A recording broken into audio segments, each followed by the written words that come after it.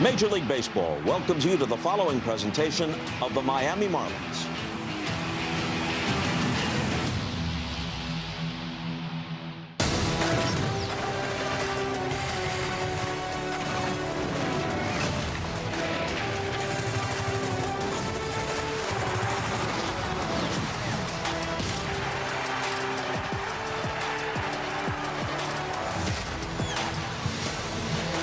It is a very cloudy and drizzly Friday night on the banks of the Mississippi River. We are live from the gateway to the west and from Busch Stadium tonight on Marlins.tv.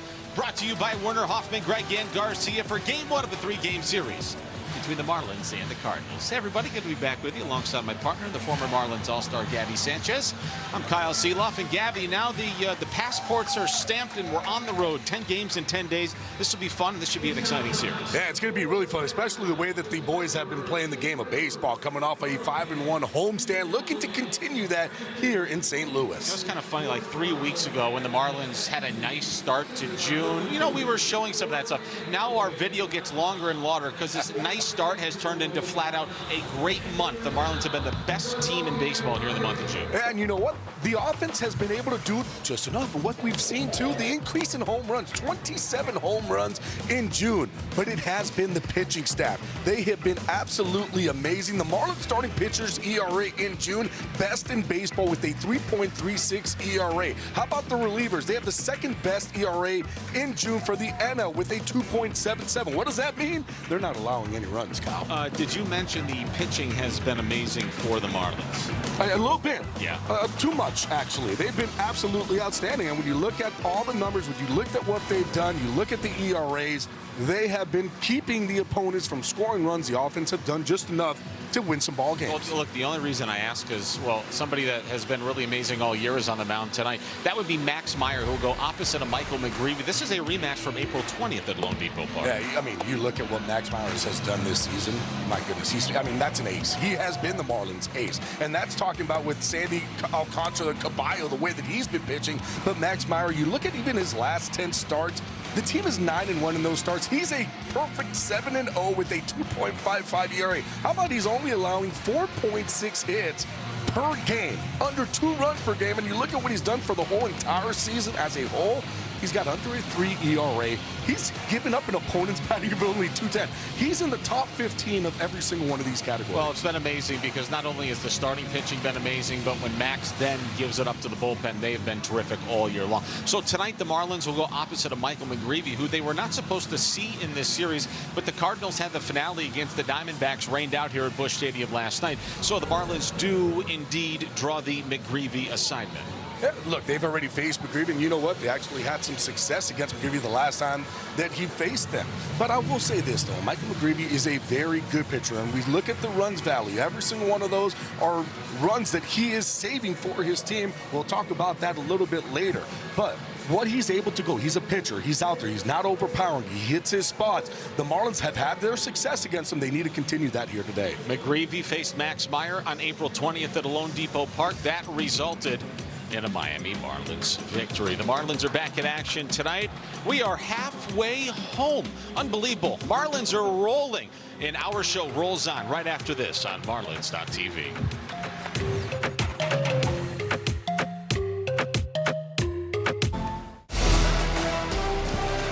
Welcome back to the gateway to the Arch City of St. Louis, Missouri. The Marlins and the Cardinals getting ready to play for the 4th time this year. Marlins won the series 2-1 back at home, now 3 against the Cardinals. A surprising team this year that right now is in one of the top 3 wild card spots. Hi, everybody. Craig Minervini here in St. Louis. Can you believe the Marlins are already at the midpoint of the season? It's the official 82nd game, so that's midway through.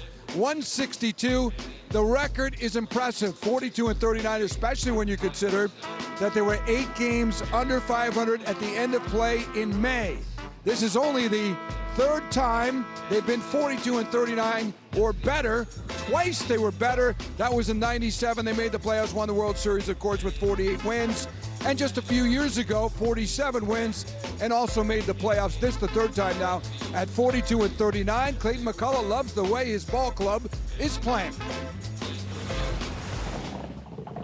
We've had a great start to this month of June, and been very pleased with how we've played in a lot of facets and found ways to win. And I guess my hope is that we just continue, and don't get too far ahead about a lot of the other that will be speculated and talked about. That trying to stay in the present, and understanding that things can turn in this game quickly. This month of June has to feel great for you guys. Yes, it feels pretty good, and to be on where we at right now, I feel proud but not comfortable yet.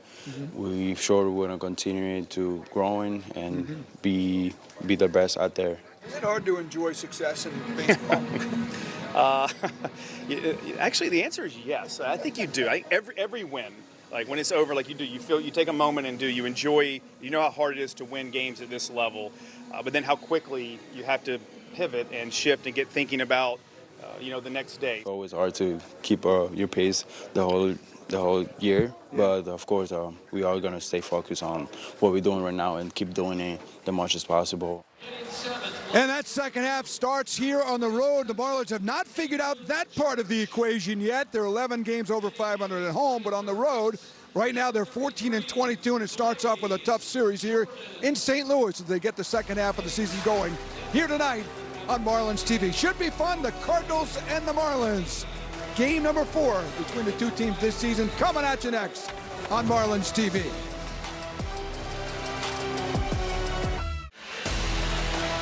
Miami Marlins baseball is presented by Warner, Hoffman, Gregg, and Garcia, the official law firm of the Miami Marlins.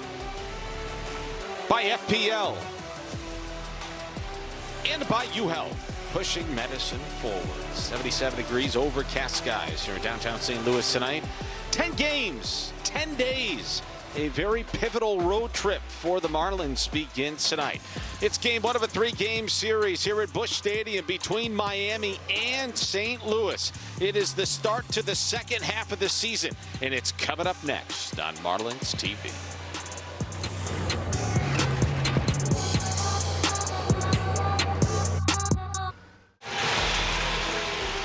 Marlins TV is presented by Warner, Hoffman, Gregg, and Garcia. Fans filing in to watch the Cardinals and the Marlins here, game 1 of a 3-game weekend series. Tonight, going to be with you, Gabby Sanchez, Craig Minervini, and Kyle Seeloff along for the ride on this road trip. Well, Marlins were off yesterday, so certainly some news here out of the gates tonight. These are our Good Greek moving and storage Miami Marlins roster moves. Max Meyer has been reinstated from the bereavement list. He will start here momentarily. Graham Pauley has been recalled from AAA Jacksonville. Connor Norby was optioned to AAA following the ballgame Wednesday. And Zach Brixey, who was up for the second time, was also optioned back to AAA, but he has not yet made his Marlins debut this season. So there are your 4 roster moves of the day. Michael McGreevy on the mound for the Cardinals tonight, Gabby. He goes about 6'4", 220, 25 years old, out of San Clemente, California. Yeah, when you kind of look at Michael McGreevy and what he has, take a look at the scouting real quick. Because he has different attacks versus lefties and righties. Versus lefties, he really uses 4 different pitches: a four-seam changeup, cutter, curve, sinker, sweeper, and four-seam against righties. No free passes, 2 or less walks in 13 of his 15 starts. Now, he's not overpowering. The top is going to be about 93 miles an hour, but he's a pitcher. He knows how to move the ball around. He's actually thrown the ball really well. He just doesn't have the winds for it. Making his 3rd career start against the Marlins, and his 2nd this season here tonight. Let's take a look it up for the lineup for the Miami Marlins. They are 42-39. The lineup is as follows: Marcy, Conine, Edwards, Stowers, Lopez, Casey, Mac, Ruiz, and Pauley. No Jimenez, Navarreto, Sanoja, or Hernandez here in game 1 tonight. We're ready to go on a Friday night here in St. Louis, and as soon as we are ready to go, we see a smidge of sunshine here at Busch Stadium. 79th game of the season for the Cardinals. They're 42-36. Game 82 for the Marlins, 42-39. Michael McGreevy ready to go. Jacob Marcy digs in, and the first offering of the night is a fastball that misses high on Jacob Marcy, and the count is 1 ball and no strikes on the Marlins leadoff man, who is batting out of the top spot for the 30th time this season.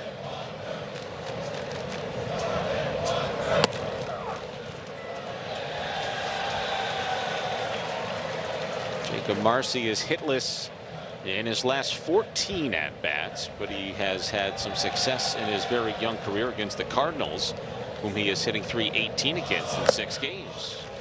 Big hearty swing there, 1-2. That's what McGreevy's going to want to do. He likes to elevate up in the zone, especially with that fastball. We talk about the 92, 93, so it's not overpowering, but it's where he's placing those pitches. It's not in the strike zone. He will get those swings and misses up there, especially if you go chasing up in the zone. Bouncer towards first, Alec Burleson's got it.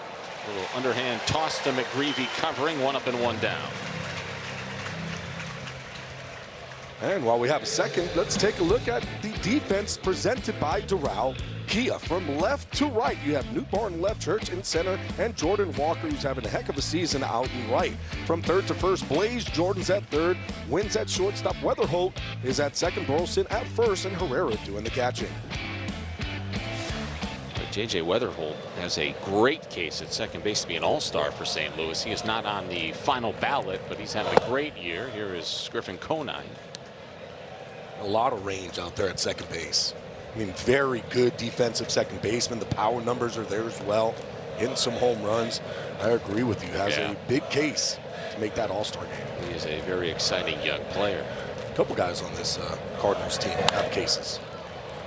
4th game, 4th start back for Griffin Conine, who is 1 for 11 out of the chute here in his return to the major leagues. The miraculous recovering Griffin Conine, who seemingly recovers quicker than anybody in baseball. That awful shoulder injury last year, he tore his hamstring this year. He's already back.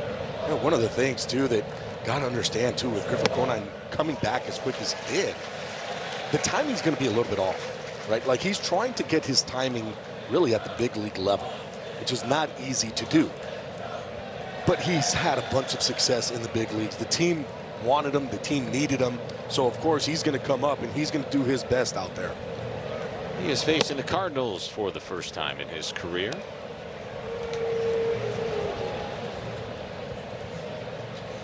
'16th start of the season for Michael, his 35th career major league start, his 37th career appearance.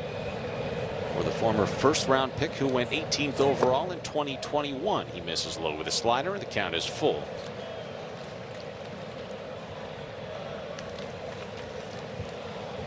We talked about McGreevy too. Against lefties, forcing fastballs to the top of the zone. He'll love to go with the changeup. He'll throw the cutter, the curveball, and he'll throw an occasional slider as well. And Griffin has a very good eye, and he takes ball 4. And McGreevy has issued a 1-out walk here in the first. Speaking of Michael McGreevy, StatCast is powered by Google Cloud. And here, Gabby, we get a look at his arsenal here in 2026. You talk about an arsenal. There's a lot of pitches he's going to throw up there. He has that forcing fastball. We've already seen a bunch of that to the top of the zone. The changeup really against left-handed hitters. He'll throw the sinker, the sweeper, and the forcing fastball to right-handed batters. To lefties, he really just stays predominantly with that forcing changeup and cutter with that occasional curveball. I was going to say a little wrinkle there to Mr. Edwards to start the AB here in the first. X had a nice homestand, hit .316 with a triple, a couple of RBIs. And he is 2 for 5 lifetime with a double and a walk facing McGreevy. X is getting it going a little bit, Gab. He's hitting 4 straight. I mean, he's a bat-to-ball contact guy. Well, he's got that cranky thumb, so everybody's, you know. And you'll see him too. If they give him the opportunity to bunt, he's going to lay down the bunt. He's going to try to get his hits. I'm surprised the way that they're playing him right now, because they have third base, Blaze Jordan off really third, giving him a lot of opportunity to let that ball get a little bit deeper. Kind of just slap that ball down the third base line. We've seen him do it a whole bunch. So I wouldn't be surprised if all of a sudden Edwards is up there going, well, okay, if you're going to give me that, I'm going to let that ball get deeper. He does have that cranky thumb, but if you can see a hit over there, all you have to do is just put the ball in the vicinity in that location. It's going to be a hit. He's too fast on that first base line. Just underway here in St. Louis tonight. Marlins have an early base runner, Conine at first. And they do indeed check in on him. Michael McGreevy this season allowed his first ever stolen base. He's allowed 3 career stolen bases. He's caught a pair. But keep in mind, this is in over 200 innings of Major League work. Edwards flies a fastball to center. Playable for Nathan Church, who's got out number 2.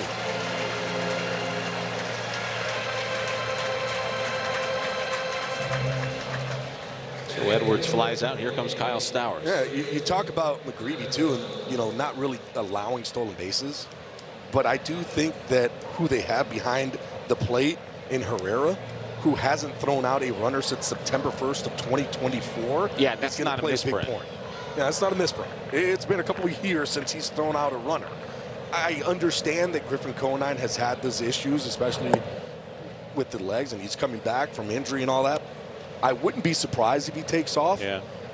But I know that in these kind of circumstances, you kind of want him not to kind of push it, especially right now at this point.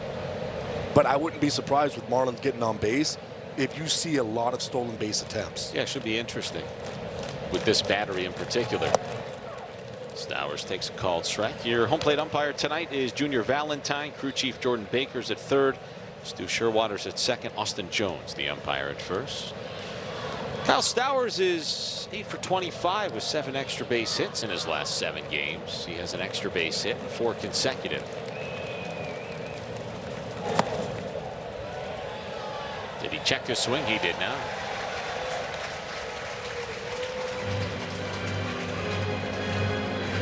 There's your umpiring assignments here tonight. Since making his major league debut in July of 2024, McGreevy leads qualifying Cardinals starting pitchers in ERA, opponent's batting average, and WHIP. And very similar to the Marlins, the Cardinals donning their City Connect Friday night tops tonight, with the Lou on the front and the STL embroidered in all white lettering on the caps. 1-2. That was very close. No challenge by Herrera. I think Herrera, if he would have challenged that one, he would have gotten a strikeout. Yep, yeah. He would have. He's kind of running up and away, so Herrera in the first inning probably feeling like this is not a shot I should take. And as a catcher, when you have your glove moving when it was supposed to be at a certain location, you can't call it.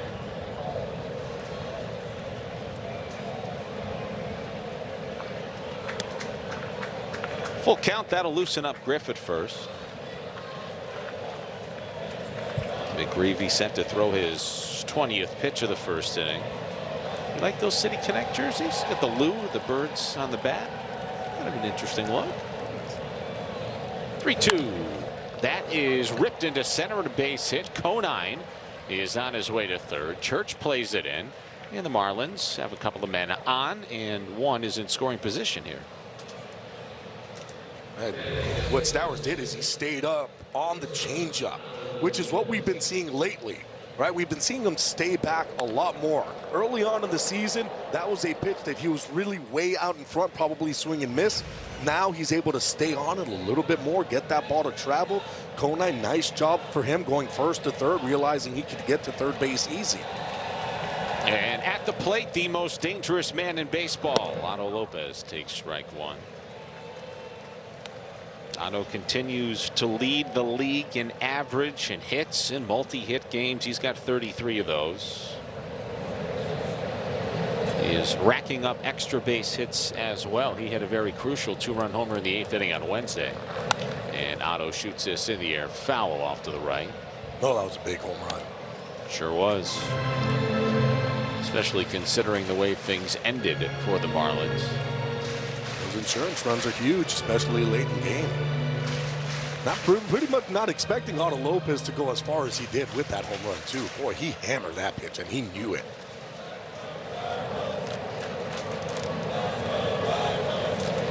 Oh, 2 to Otto. This is up and away. Here was the homer on Wednesday. No, it was pretty. And I just loved, as soon as he hit it right here, he's like, oh, yeah, that's going a long way. At Lone Depot Park, it's hard to, when you hit a home run, to be like, yeah, I know I got it. When you hit it square and you don't feel it and you see that ball fly, you're like, yeah, that's out of here. And that was a big 2-run homer, too, late in the ballgame. I think it was 437 feet, if I remember correctly. I think your memory's pretty good. First and third, 2 outs. Sweeper swept too far outside. 2-2 on Lopez. Well, at the very least, Marlins making McGreevy work here in inning number 1. His next offering will be his 25th here of the first inning. No score just underway. See the numbers for Otto with runners in scoring position and 2 outs. Shoots that off the end of the bat into right. Jordan Walker's got it measured. And the Marlins leave a pair aboard here with the first.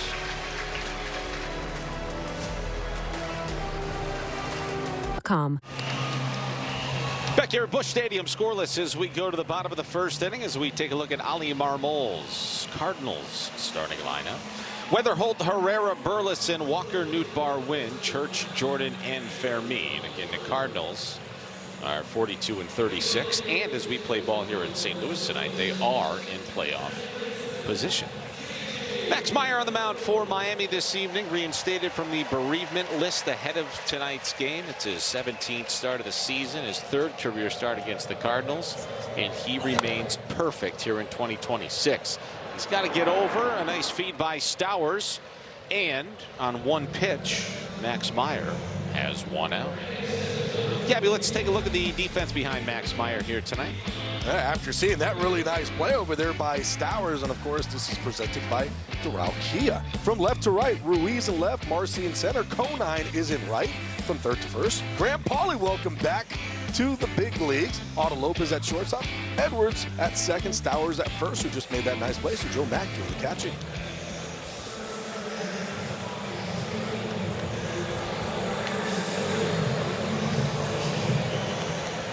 So this is a rematch of that April 20th game at Lone Depot Park. That game was a 5-3 win for the Marlins. Here is Ivan Herrera, and the fastball's in there for a strike. That ball game on April 20th, Meyer 5 1/3, 2 runs, 3 hits, 2 walks, 8 strikeouts. This one is popped up. Joe Mack thinks he's got room, and Joe was right. Boy, 3 pitches and 2 outs for Max. Hey, if I'm Max right now, Burleson's going to get a fastball right down the middle. Yeah, because he's not going to swing. He ain't going to swing, and if he does, and he ends up hitting a ground out or whatever it is, yeah, well, that's even better. But usually in times like this, hitters, you looking up there, and you're kind of looking at the first 2 guys ahead of you going, come on, guys. 3 pitches, I'm going to have to at least take the first one, and it's going to be a fastball right down the middle. I will say, though, some coaches on certain hitters will say, I don't want you taking it. Yeah. If it's 4 pitches, it's 4 pitches. Well, the entirety of this Cardinals lineup right now going really well, and that's exactly what we're talking about. Burleson takes strike 1. It was a heater for Meyer. Burleson hitting .315 with 14 extra base hits, 6 homers, 22 RBIs over a career best 23 game on base streak. Just saw that shot of Ali Marmol, Gabby, who has guided this Cardinals team this season to what many people believe is a very surprising 42 and 36. They got guys that can swing it, though, up and down the lineup. Alec Burleson's one of those guys, you already talked about it, what he's been able to do on the offensive side. There's some power in there. He's got his streak going. He had a 17-game hitting streak early, he broke, and then he's got amazing. And then he has a 5-game hitting streak after he broke it.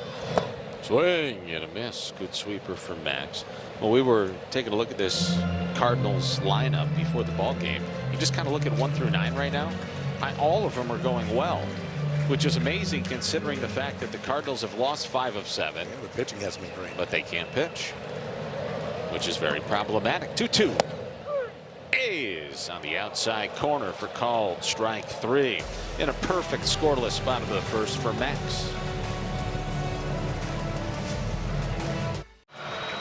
Well, top of the second inning, Alec Burleson was just called out on strikes to end the bottom of the first, and Junior Valentine, the home plate umpire, after he called strike 3, has the opportunity to get immediate feedback from the ABS crew here inside the ballpark. It was 0.3 of an inch outside. Burleson probably asked him, hey, can you just ask? I'd love to know. And Junior Valentine asked the crew here, and they told him, hey, you missed it, but by 0.3 of an inch. And you could clearly see that he went to Burleson and said, yeah, I missed it. I missed outside by a little bit. Now, I will tell you this, though, what that happens, because I've been in that situation before. all of a sudden the umpire, the next time you come up and there's a borderline pitch, it's going to go your way.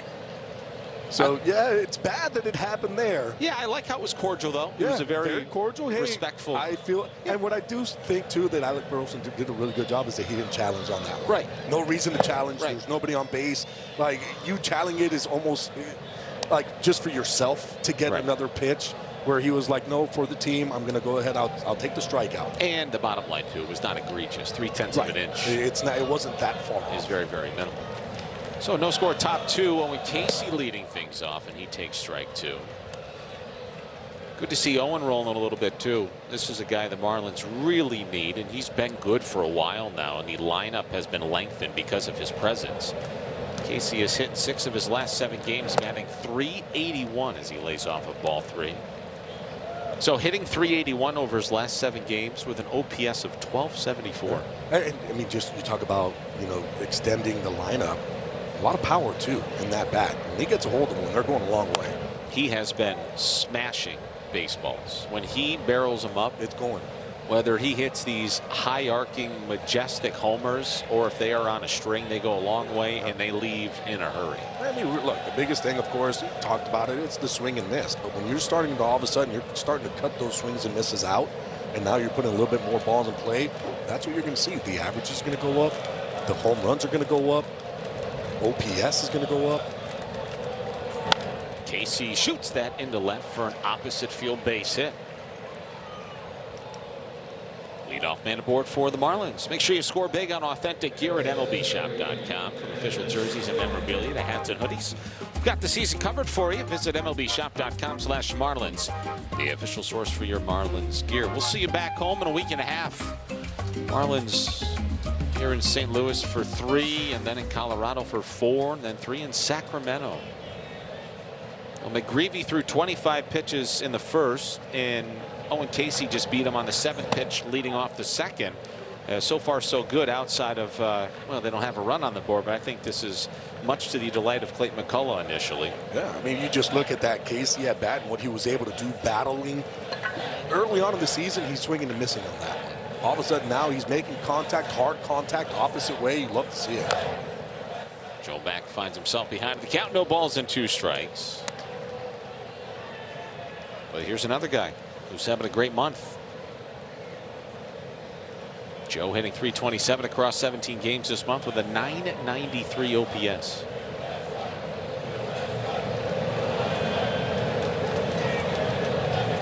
Casey at first with nobody out as Mack waits on an 0-2, and that fastball misses high. Yeah, you talk about Mack with that .993 OPS. He has 4 home runs this month. That ties him with most home runs for a rookie in this month.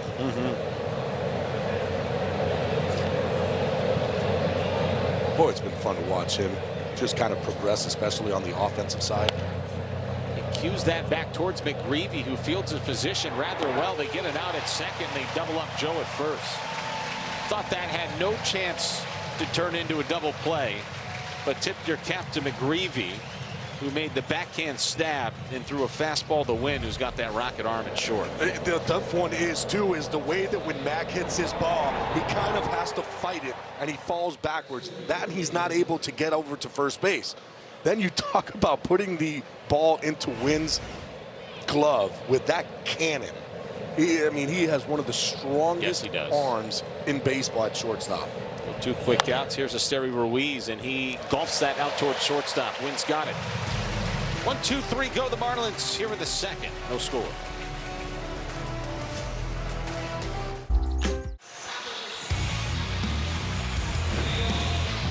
Back here in St. Louis, where Marlins.tv is powered by Major League Baseball, the gateway to the West, the Arch.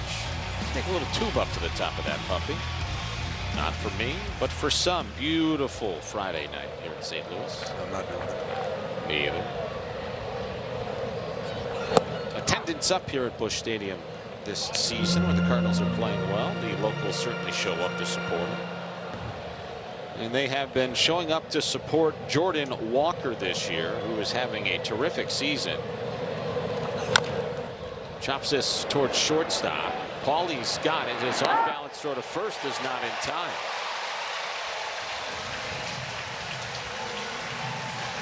And Jordan Walker just outran the baseball. Jordan Walker's a big man. That's a 6'6", 250-pounder running down that first base line, and he got there in a hurry. You can see how far back Paulie is playing because he hits the ball extremely hard.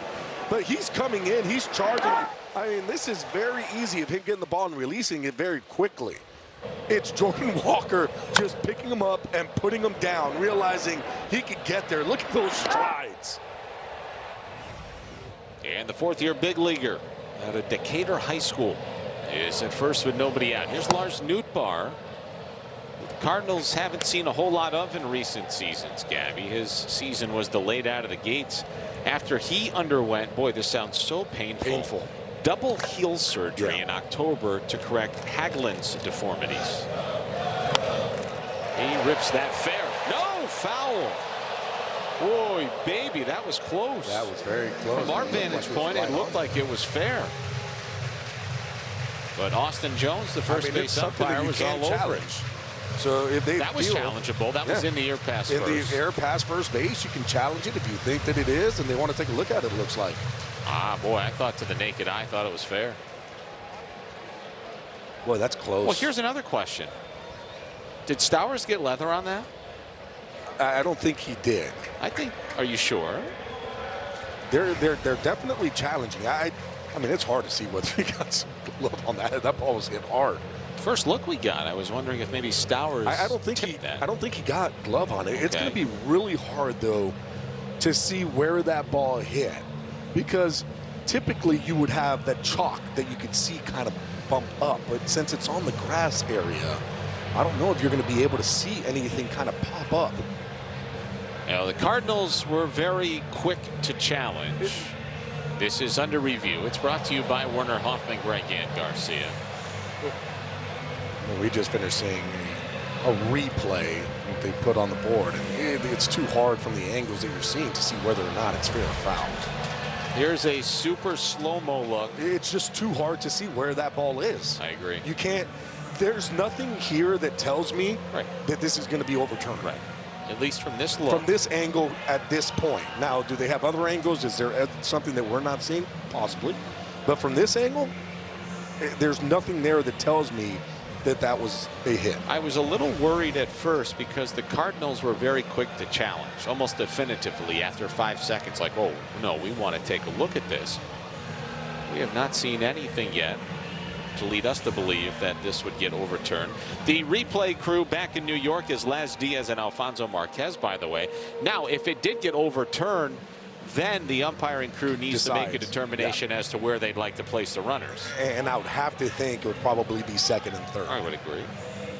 Don't think you could assume that Walker would score. Correct. I don't think you can. But you could safely assume you can assume that would be a double, and they can put him at second and third and say that's kind of where it was going to be at. Now, I don't think that challenge there of what angles that we're seeing will conclude in, yeah, that was a hit, because there's nothing there that shows me. Now, we're not getting every single angle, of course. It's kind of interesting. The longer it takes, generally, I feel good about this stuff. Yeah. But is it taking so long because they're trying to figure out where to place the runners? Here you go. After review, the call on the field stands. The first baseman did not touch the ball, and the ball is foul. Oh! Take lose your challenge. So they were making sure that Stowers didn't touch the ball. Yeah. And of course, I mean, it stands. So it's not confirmed because, of course, the view, you couldn't really confirm it, so it's going to be a stand. And I think they were looking at what you were saying. Did Stowers touch that ball? And they concluded he did not. The first replay we got, that's what initially caught my eye. Did Stowers touch it? But again, you got to have definitive evidence to overturn it. They did not. So it's 1-1 on Nootbaar. There goes Walker. Meyer steps off the rubber, and they caught him stealing at second and picked him off. How composed was Max Meyer on that pickoff caught stealing? That took a lot longer. I'm standing up here and going, step off, step off, step off. And I'm looking at Stowers saying, tell him to step off at this point, because Walker just took off. And you can hear everybody saying, step off, and you're right. The composure, a lot of guys will panic. He didn't. He just stepped off, gets the ball over to Otto Lopez, and gets the out. So there's one out, and now Nootbaar is behind the count. 1 ball, 2 strikes. Kind of an odd start to this bottom of the second inning. Strike three, good slider. Second strikeout of the ball game for Max. So a leadoff single, then Walker tries to steal after the review. You think about it, if that replay was overturned, you'd have second and third, nobody out. Now there's nobody on and 2 out, just like that. And it's the slider, the bread and butter. Going right to it. You got the sweeper slider mix. He has 87 strikeouts with the sweeper and slider combined so far this season. Fastball misses low to Mason Wynn, the Cardinals' right-handed hitting shortstop. It's in his 7th season already. Second round pick in 2020 out of Kingwood High School in Texas.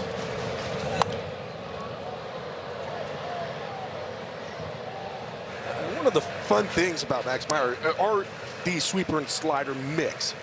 Now, if you kind of look at the profile of the way that they go, the lines that are going through, if you look at the slider, that is a major league average. His ball actually moves vertically. It's called almost like a bullet slider. The sweeper, same thing. Instead of it going horizontally from side to side, it has more of a vertical drop. Well, what does that do? Guys aren't used to seeing those kind of pitches. That's why you get a lot of swings and misses, because from the eye, your eyes are telling you, hey, this is a sweeper coming. You're used to seeing side to side. His doesn't really go side to side. These are very hard. They have that more vertical depth to it. That is one of the reasons why he has been so good this season, because both of those pitches do things that aren't natural for a sweeper and a slider to do. He remains the only qualified starting pitcher in the major leagues without a loss this season. And a 1-2 is grounded to third. Graham Pauley's got this one. Low throw to first. Nice pick. It's picked by Kyle Stowers. No score after 2.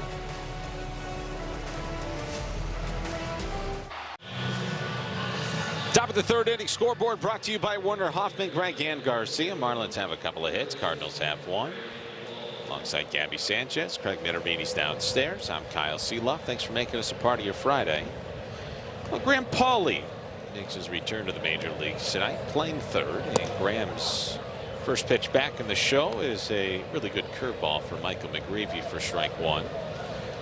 Pauley batting 9th, so 9-1-2 due up for the Marlins here in the third. He was hitting .237 in 26 games with Jacksonville as he falls behind 0-2. Once he went down to Jacksonville, he just started to display a little bit more power. He hit 5 homers and had 17 RBIs across 26 games with the Jumbo Shrimp. What you want to see is kind of the Graham Pauley from the second half of last season, where he was having consistent at-bats. He was putting the ball in play. Average was getting up there. It's a type of hitter that he can be. Pauley hits that well deep to right center field. Back into the gap goes Church with room on the track. And there's one away. And now a quick word from FPL. At FPL, our teams are working every day because reliability isn't an option, it's a commitment. FPL, working for you every single day. One out here in the top of the third as we go downstairs and say hello to the third member of our broadcast team tonight, Craig Minervini. Good hey, to Craig. be with you, Kyle. Hey, guys, how you doing? Here's Jacob Marcy. Now, Marcy's not having the run, as you mentioned, on a little bit of a slump of late offensively this year, but he does have one thing they're looking at is the hard hit balls. He's among the top 5 of the Marlins, hitting the ball over 95 miles an hour. That's something that hopefully he can build on. Sometimes there's a luck factor in there where if you hit it hard, good things are going to happen. One thing, though, Clayton McCullough told me today, regardless of the offense, and certainly the Marlins would like to see more of what you saw in 2025, is he gives you that excellent, outstanding defense, game in, game out, no matter if he's slumping. He does work a lot of walks. He's up and among the leaders in the Marlins. He leads the team top 15 in the league in walks as far as the National League is concerned, and stolen bases, too. So now just got to get that bat looking a little like 25, but no question about it. He plays an awesome center field. Yeah, and it's interesting. Thank you, Craig. Stay dry down there, by the way. It's gotten very dark and breezy here in a hurry. You know, this is game number 82 for the Marlins, Gabby. And Craig is right as Marcy chops one towards third, backing up as Blaze Jordan, and off his back foot he throws him out for the second out of the inning. It's hard because if I went into the clubhouse and said, you know, keep your head up, like you've run into a lot of tough luck, you'd understand if he was a little grumpy and said, turn around and walk out the door. I don't want to hear about bad luck after 81 games. Like, I'm frustrated, right? But you do hope he sticks with it, because there's a lot of underlying numbers that would suggest, well, sooner rather than later, you know, that average is going to tick up. He just hasn't been able to do it yet. God, it's one of those situations where the coaching staff, Pedro Guerrero, the hitting coach, they basically come up and say, you're not doing anything wrong. Right. Really, right? Like, you're hitting the ball. You are just having the worst luck in baseball right now, and you have to stick with it. It's the hardest thing for any hitter to hear, right? Because you know that you're hitting the ball hard. You know that the averages is not there, and you're looking up and you see your numbers and you're going, this is bad. I shouldn't be that type of hitter. And you have to just stick with it, and you can't change who you are. When it's been as prolonged as this, at some point you're hoping for a magic fix, right? Please, what you're hoping for is for the numbers to kind of come together, right? They always say the water always reaches its level. You're like, okay, well, I need to start filling up this water glass because this is getting crazy. Right, turn on the faucet. Let's go. Conine spanks that into center. He walked in the first. That ball was stung about 111 off his bat. It's a 2-out hard hit single. Second hit for Conine since his return from the IL. I'll tell you this. I think that Conine is saying, man, I wish I would have gotten just a tick underneath this one. This was a fastball right down the middle, and he crushes it. You just talked about it. Almost 111 miles an hour off the bat. Got a little backspin on that puppy. It would have gone a long way. And for me, it was his first at-bat. That first at-bat where he walked, where he was able to see a bunch of pitches. He laid off some really good change-ups. And now Xavier Edwards hits one on a line into center. Church had to pick it on a hop. Conine will stop at second. It certainly did bounce. And for Church, he's lucky it found leather after that little short hop. Lucky. Because if it got behind him, Edwards might be able to circle the bases twice. I'll tell you this, Church had a good first step on this one too, coming in, and he felt like he had a read, but he got very lucky on that one. Those are ones that you usually see that ball kicks up and goes over that center fielder as he's trying to make the dive, and then you're going to have Conine running, you're going to have Xavier Edwards pushing him all the way home. So still no score, but another threat brewing for the Marlins as Kyle Stowers takes ball one. Marlins kind of set the tone against McGreevy in the first inning when he had to throw more pitches in the first than he has in any other start of his career. And Stowers singled in the first. Back-to-back 2-out singles for the Marlins here in the third. Can they do something with it? 1 ball, 1 strike. 25 pitches in the first, 12 in the second, 14 here in the third. 51 pitches now for Michael McGreevy. Stowers takes strike 2 on the inside corner.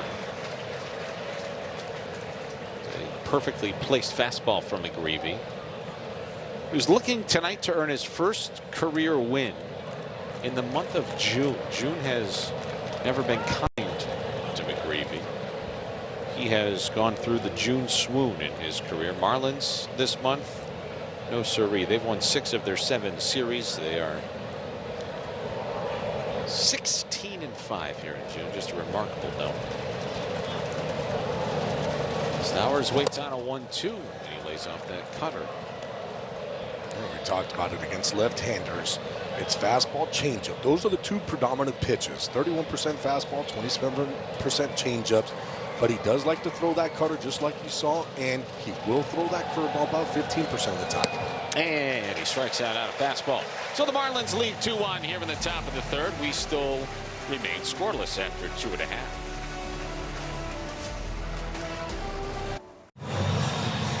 Bottom of the third inning here at Busch Stadium tonight, where Max Meyer is ready to begin the last of the third. Scoreboard brought to you by Werner Hoffman, Greg, and Garcia. No score. Marlins have had some opportunities.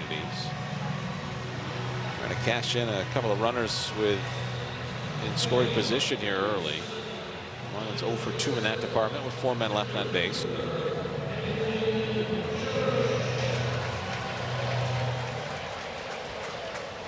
Nathan Church leads off the bottom of the third.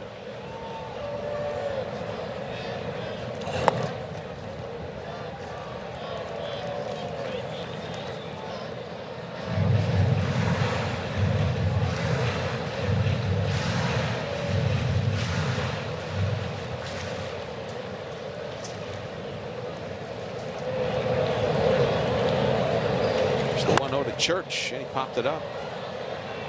Slider hit into the air, right side of the infield. And X-Man's got it for the first out. Time now to take a look at tonight's Toyota trend and look at the most consecutive starts without a loss in a season. Max has made 16 consecutive starts without a loss. Brad Penny made 17 without a loss. Eliezer Hernandez made 16 consecutive starts without a loss from 2019 through 2021. How about that? Furthermore here tonight, Max Meyer remains the only qualified starting pitcher in the major leagues without a loss this season. He's looking to tie Livan Hernandez for the best record to open a season in Marlins history. Livan started 9-0 in 1997, which many of you know turned out to be a pretty fun year.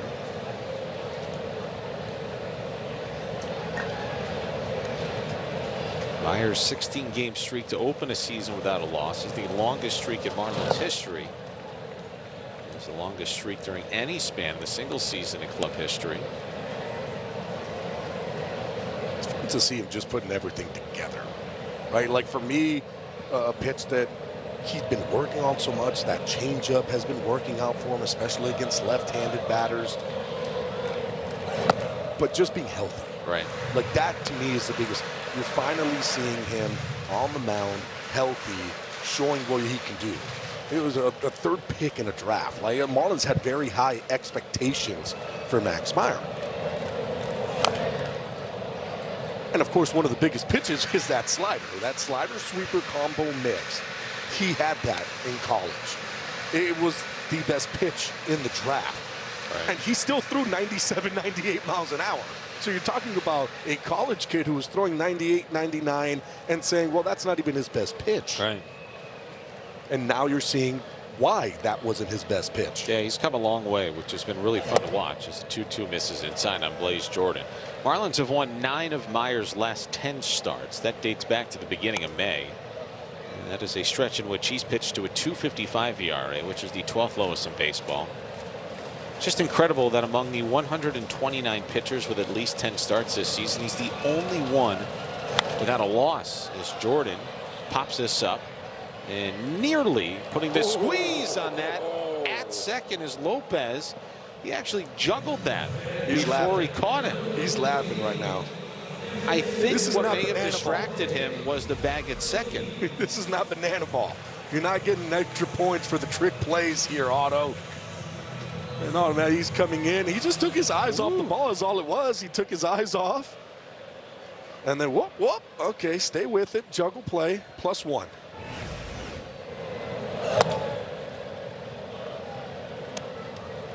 He was laughing. It's funny now. It's funny when you make the play. It's not funny when that ball gets down.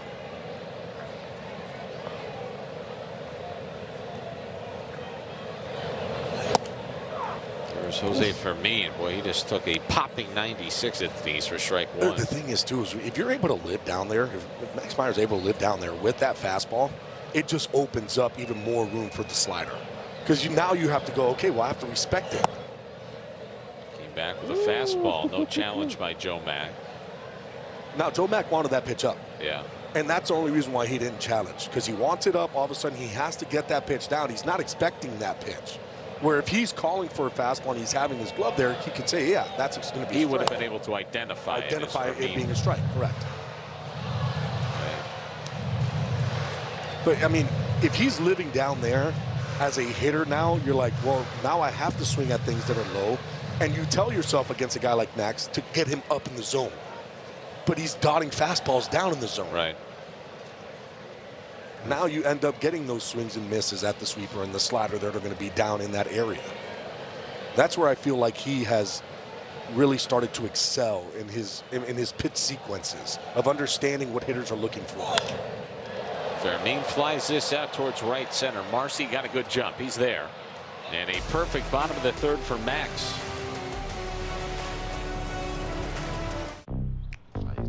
Go back, no score. Top of the fourth inning. Scoreboard brought to you by FPL. Time to go take a look at what's going on down on the farm. Ocean Bank making waves. Your Marlins minor league report. Augustine Ramirez last night against Memphis.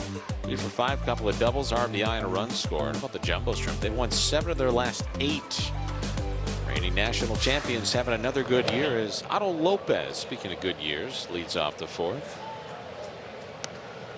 And I know somebody else that would be very happy watching this game tonight. It's our youth player of the game, Alonzo, who plays for the Marlins in the Golden Gate American Little League. And Alonzo loves playing soccer and spending time with his family. His favorite Marlin is Augustine Ramirez. It's nice to see Augustine Ramirez swinging the bat in AAA. Lopez flies this to left, backing up on a nude bar. And he's there for out number 1. And a quick word from Ground Kia. Take advantage of a pricito now on all of your favorite new Kia models. Like a new Kia K5, Sportage, Sorento, Soul, and more. One quick out for Michael McGreevy. Here's Owen Casey, who singled to start the 2nd.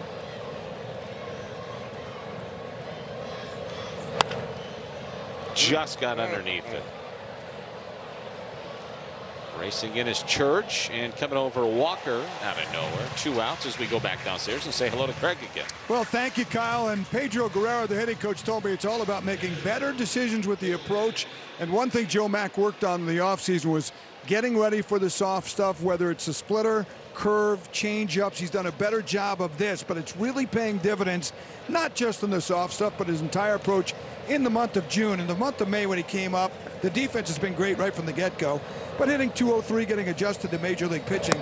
But in June, he's hitting .320 coming in with 4 homers. The OPS is near 1,000, and he's slugging almost 600 this month alone, not to mention the runs scored, and then, of course, the defense. And, guys, it's no coincidence that the Marlins are having this kind of month, the best one of anybody in Major League Baseball, and the production and development of Joe Mack. Yeah, I think what's interesting, too, Craig, thank you for that. Like, if 6-7 weeks from now, Joe Mack is still going really well and just doing his thing. Look at where he stands right now among qualified Major League rookies. Top 10 in 7 offensive categories. Again, if this continues, right, September 1st rolls around, maybe the conversation is, well, could he potentially vie for the National League Rookie of the Year? Who knows? But I'll tell you what, when you get production at the plate from a young catcher, you got a good one. Well, here's the other thing, too, to kind of take a look at the way the Marlins have been playing, right? And that does play a part when you're looking at that type of award. Marlins are still in it. In September, all of a sudden, he's swinging the bat. He continues to do it. Those numbers are going to be better. Hit that pretty well out towards second, but Weatherholt flags it down in a very quick and efficient 4th inning for McGreevy.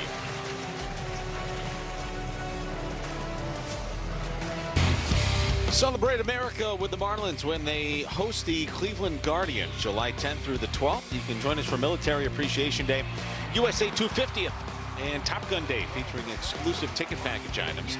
Plus enjoy food and drink specials all weekend long. Get your tickets at marlins.com/tickets. We are on the road tonight. We are in St. Louis, and we're in the bottom of the 4th inning. It's still no score. 33 pitches through 3 innings. Second fewest Max Myers needed to pitch 3 innings this season. Season low was 29 prior to tonight. So Max has been very efficient. He navigated the Cardinals batting order first time through very well, and now we begin the second time through. So Max has faced the minimum through 3 as Weatherholt takes low for ball 1.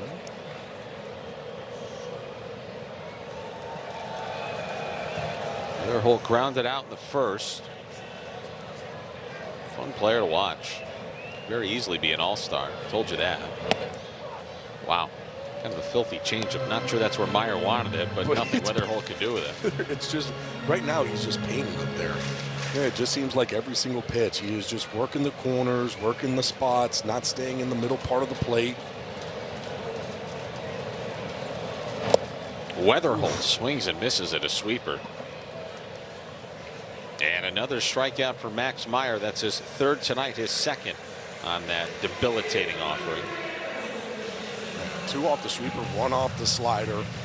It's when you're spotting your fastball and you're able to throw the changeup, that's a late swing on that sweeper. That is Weatherholt just trying to make contact with it and just give me another pitch. By the way, did you see the helmet come off? It looked like it covered his face as he went to go swing. There's Ivan Herrera, who has reached base safely in 20 straight games. But what makes that current streak for Herrera even more incredible is that earlier this season he had a career-long 25-game on-base streak snapped. So 2 separate times this season, and he's been in the midst of one that's active. He's been on base safely in 20 straight and 25 in a row. So you can count on Herrera to seemingly get on base at least once every night. Another good young offensive ball player for St. Louis. He waits on an 0-2 and he swings and misses. Is Herrera saying that he foul tipped that ball? And they're saying he didn't. Oh, Marlins complete the strikeout at first. And back-to-back strikeouts for Max Meyer here in the 4th. Well, make sure you join us for Military Appreciation Night with the Marlins on Friday, July 10th at 7:10 when the Marlins take on the Guardians. And get an exclusive Military Appreciation jersey with your ticket package presented by Werner Hoffman, Greg, and Garcia, your South Florida injury law firm. Go to marlins.com/military for more information. It's kind of odd the way that Herrera was just kind of hanging out there. Herrera's like, I fouled that one off. Yeah. And Valentine behind home plate was like, no, you didn't. You didn't. You better start running because you didn't foul that one off. And if you don't run, you are going to have to leave. You're going to have to vacate the home plate area here in the. You're going to either leave to first or you're going to leave back to the dugout. You pick. It's just the second ball here in the 4th inning issued by Meyer.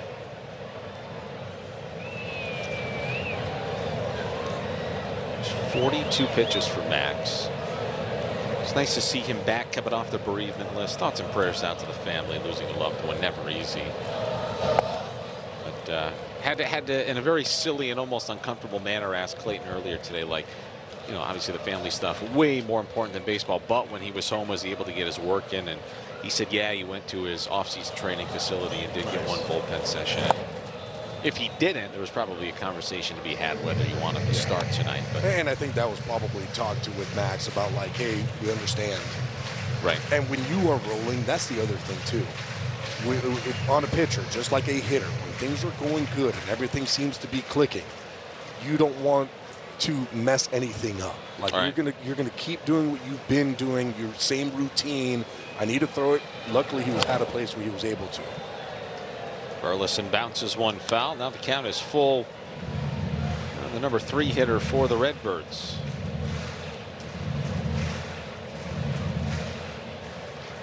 So you have Herrera batting second, who's reached base safely in 20 straight. Here's Burleson, who's reached base safely in a career-long 23 games, as he punches that down the left field line, twisting foul into the 3rd row of the seats.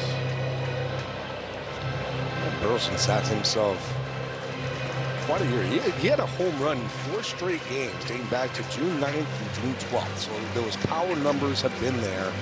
You talk about the 5-game hitting streak he's on. He had a 17-game hitting streak that he had on before that got snapped. He's been one of those players that's been very, very consistent in his big league career. Meyer ready with a 3-2, and Burleson chops one to first. Side retired here in the 4th. Still no score. Top 5 scoreboard brought to you by WHG. Marlins with 4 hits. Cardinals with 1. An 8-9-1 due up for Miami here in the 5th, facing Michael McGreevy, who started to settle in a little bit. It has ever so slightly started to rain just a touch. Busch Stadium as Ruiz cracks one on the ground towards 3rd. It kicks off the glove of Blaze Jordan. And speaking of Blaze, there is blazing speed now at first to begin the 5th. And this is where, if you're Ruiz at first base, you want to get going here. Graham Pauley up, he can handle the bat. He hasn't been swinging well. There's a chance that he might bunt him over. But Ruiz hits this ball hard down that 3rd base line. Jordan can't come up with it. Jordan's actually played a really good 3rd base. It was one of the thought process when he was coming up to play 3rd base, whether or not he was going to be able to do it. He's only made 1 error over there at 3rd base. Here's Graham Pauley. Well, if Jordan doesn't get a glove on that, that's down the line. That's a surefire extra base hit. Here's the thing. We talked about Graham Pauley, man on first. Look at the defense here. If I'm Graham Pauley, I might be looking to maybe just drop one down that third base line, see if you can get yourself a hit. That has been encouraged. I know that he's gotten that little bit of power swag back in the minor leagues. Yeah, a little bit. But boy, I'll tell you what, when there's a free hit out there, I'm gonna take advantage. This is just very intriguing because Herrera has not caught anybody stealing, but McGreevy never allows stolen bases, only 3 in his career, all of which have come this season. Ruiz is not going, and Paulie cues that foul. It's 1-2 now. So it's like, are you trying to run on Herrera, or are you gun shy because it's McGreevy? Look, you're gonna always run on McGreevy, right? Like, but you have to be able to get yourself a good jump. Now, in this instance, though, with Herrera behind the plate, not very quick to get the ball over to second base. He's had arm surgery with his elbow to clean some stuff up. I would say that you don't have to get the best jump, right? Like, you don't have to be all of a sudden be like, if I'm not perfect, I'm going to be out. You have a little bit of leeway there. Nobody has stolen more bases in baseball than the Marlins. And there goes a Ruiz, but he stops. He put on the brakes. He must have felt like he didn't get a good enough jump. And that's partially due to the fact that you're right. McGreevy is so quick to the plate. You just got to chance it. Well, what it is you just got to go. And as a base runner, it's hard because you are looking at it going, man, but he's too quick. Uh-oh, they might have got him. Yeah, they got him. That's why. Adam leaning. And Ruiz is picked off for the first out here in the 5th. And Ruiz ends up getting an extra step because he goes, okay, I need to get an extra step if I want to go ahead and steal. With him gaining that extra step, McGreevy just very quick with the feet turning over to first, ends up picking him off. Leadoff infield single as he raised. And what's Graham Paulie having an issue with here? I think they were saying about maybe the pitch count. And it's 2-2. I think he's saying it's 2-2. Now the umpire is just fixing it. I think that's exactly what it was. I think Junior Valentine behind home plate was thinking that he had a 1-2 count when it was supposed to be a 2-2 count. Doesn't matter either way. Changeup got him, 2 out. Get the best of Marlins baseball with a season ticket membership, exclusive events, player access, and savings on tickets, merch, and concessions. Learn more at marlins.com/members. I think everybody should sign up to be a member. If you're not, this team is fun to watch. Oh, yeah, they are. A lot of perks and benefits. Just the second strikeout of the ball game for McGreevy. Here's Marcy. That's when you think maybe the Marlins have a little bit of action. Ruiz gets picked off, and then Paulie strikes out on a changeup. So 2 out. Here's Marcy, who's 0 for 2. And he's behind in the count, 0-2. Protect the hair. Absolutely. She may have just gotten it done today.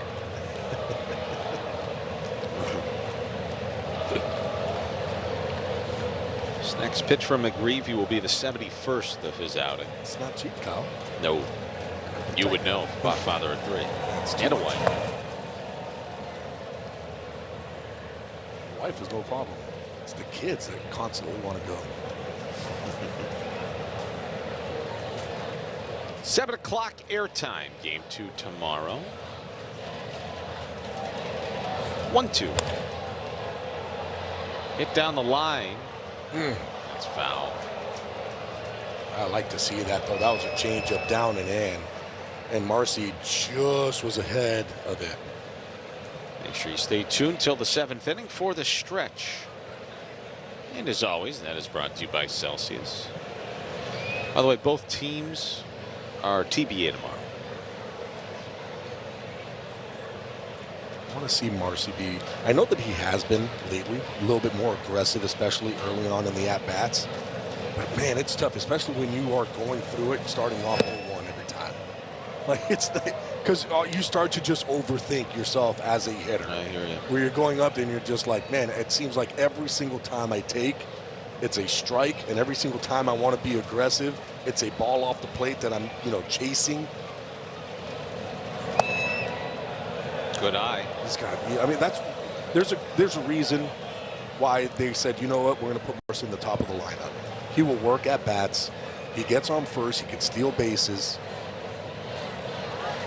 But he creates a lot of pitches in an at-bat. Even when things are going not his way, he is creating a lot of pitches. He's making pitchers work. He's a good leadoff guy. He's a very good leadoff guy because then he gets on first base. He can steal second. He can steal third. He likes to be aggressive on the bases. It was 0-2. Now it's 3-2. And he golfs this in the air to right. Just got underneath it. Walker's there. Halfway home. Still scoreless. Well, welcome back to St. Louis, where we take a look at our Papa John's key ingredients here tonight, Gabby. How about two of the most improved players in baseball this season going toe-to-toe here at Busch Stadium this weekend?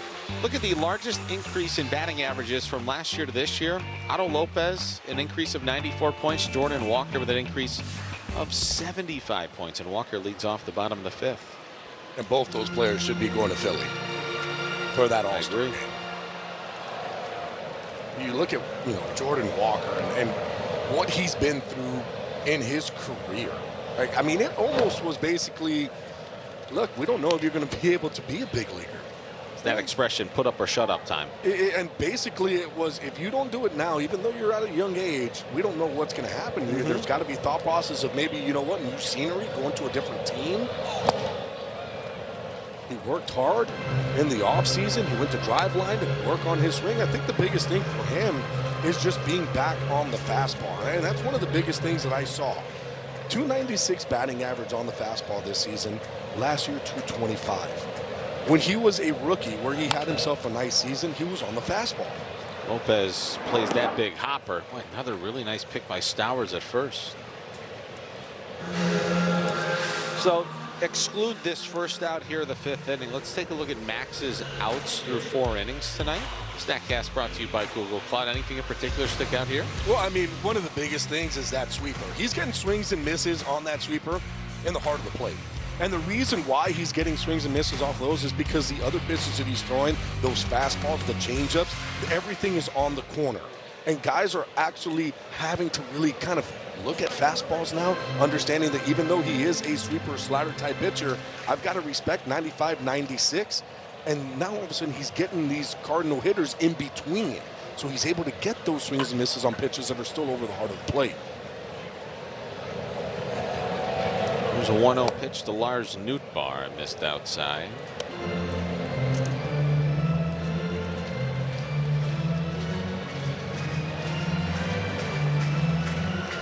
Remember when Nootbaar became a global sensation? Yeah. When he was representing Team Japan in the World Baseball Classic some years ago. Helped him to win that gold medal. Yeah. Got himself some hardware. 8th round pick in 2018 out of the University of Southern California, USC. Fight on. USC, they lost in the Super Regional against UNC. North Carolina. Yeah. Called that game. They had Carolina down too. They won the first game and lost the next 2. Shows bunt, and he pushes it towards third. It's kind of what you were saying that you'd like to see the Marlins do a little bit more of. Yeah, I mean that's what I wanted Graham Pauley to do. He just bunted it too, right? You had that opening over there. You're playing off. Nootbaar looks at it and goes, "You're giving me that much room over there. I don't even have to swing. I'm just going to go ahead and just angle the bat head to third base. I'm going to put it down, and it's an easy hit." He could have walked to first base. There was nothing you could do there.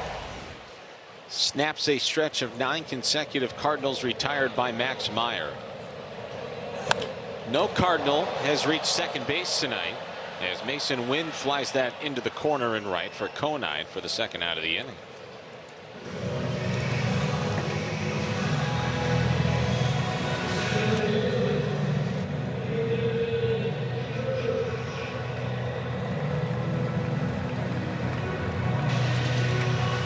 He looks so good, does Max, who's also been really good on the road this year through 7 road starts.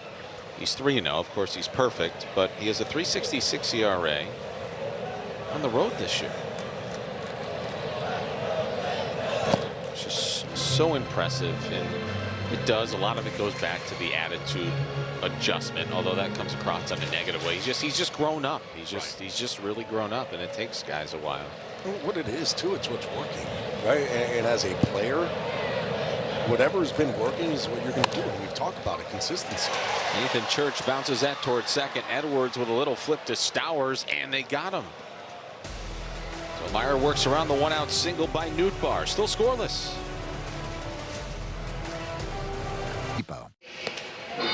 Oh, top of the sixth inning here at Busch Stadium. No score between the Marlins and the Cardinals. Game one this weekend. Gabby, there's Javi Sanoja, the always upbeat, energetic, fun-loving young man who has been anything but these last 48 hours. And Marlins had released a statement yesterday saying that our hearts are with the people of Venezuela and everybody impacted by the devastating earthquake. We stand with the Venezuelan community, including those here in South Florida, along with the players, coaches, and staffs across Major League Baseball whose families and loved ones are in Venezuela. The Marlins are working with local leaders and community organizations to assist those impacted by the tragedy. And to tragedy at that, you see the VZ on the right side of everybody's caps, not just again with the Marlins, but everybody in baseball. It was truly gut-wrenching and heartbreaking to see Javi talk before the game today, because again, it's a guy that is never without a smile. You can't find a kid that's got more pep in his step and more bounce in his feet, and he broke down into a puddle of tears to a point where he had to take his own shirt and basically put it over his head. He couldn't even talk anymore today. So it's just an awful situation. You can almost see it on his face how much it's eating him up. If you follow Javi on Instagram, and he's got so many followers after that Venezuelan run to the WBC this year, he has nonstop posted, stories of those that are missing and doing his part and helping any way he can. So if you can help, please do. Anything helps, even if it's just a simple retweet or a repost. Just an awful situation down there in Venezuela. So I'm sure in the coming days we will have more information. Actually, I think we even have some video for you. Again, it's hard. It was truly hard to watch, to a point that John Eric Alvarez, who does a wonderful job for us, was helping do some translation. But just goes to show. I mean, there's a lot that is more than baseball, right? And that's kind of what Sanoja was feeling in that moment, where he's going out, he's talking to the media, and it's something that's hard to talk about because there are people that are missing, and he has family, he has friends, he has everybody over there that he's worried about, that he wants to make sure is okay, and sometimes you can't even get in contact with people. So yeah, just it's hard. A tragic situation, and it feels so silly to ask, but we are here working and covering a baseball game. I did ask Clayton, I was like, and I preface this by saying this is so meaningless what we're doing here tonight. I said, did you keep him out because everything that he's kind of gone through in the last day or two? Got to. And he acknowledged that, like, Javi's told me that if I need anything, I'm here to play, like this is my job. But it was pretty clear that Javi was not in the starting lineup tonight as he continues to deal with so much back home, and along with others, even in the organization as well. It's not just Javi, but I'm sure we'll see him in the lineup in the coming days. And somebody else very close to our broadcast crew, Louis Durante, who does an amazing job. I know we're thinking about all those guys, but just rotten, man. Makes all this seem a little bit silly in a scoreless game in the sixth, doesn't it?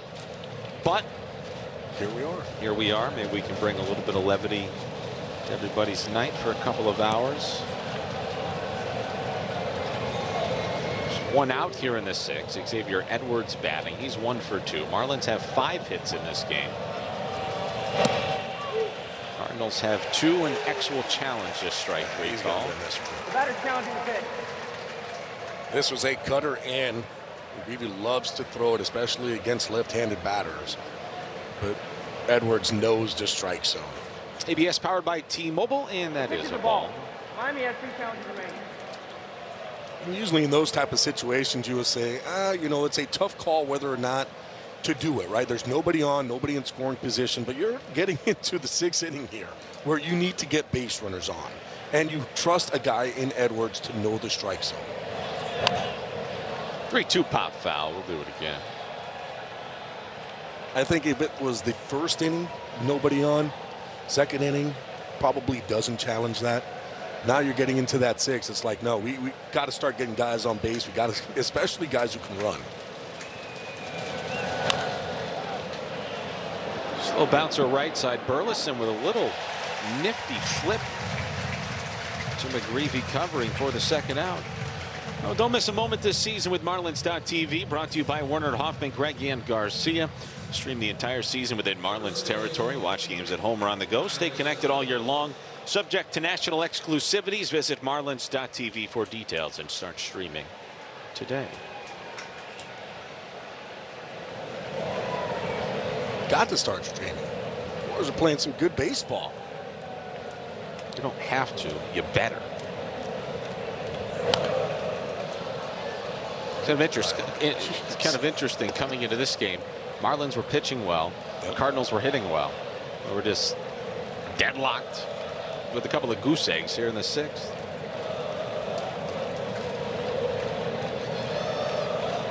In a soccer game? That's what I was thinking. This is where the tarps off originated here at St. Louis earlier in the year. There they are.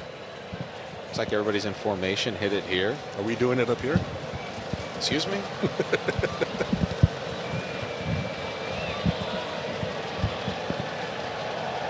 Stowers, they're telling you to hit it up there. Go for it. Yeah, hit it here. That'll be a nice poke.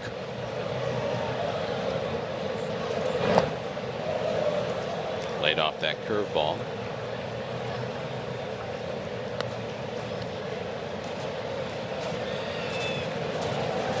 Marlins are 1-0 in games that are scoreless after 5. Cardinals 1-1. Make of that what you will.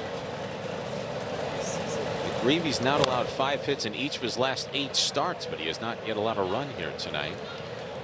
Marlins have had a few opportunities. They've been a good team, especially of late, with 2 outs, getting clutch base hits, but they're 0 for 2 tonight with the runners in scoring position. They've left 4 men on base in this game, 2 in the first and 2 in the third. McGreevy's 92nd pitch of the night is a changeup that misses low on Stowers. It's 2-2.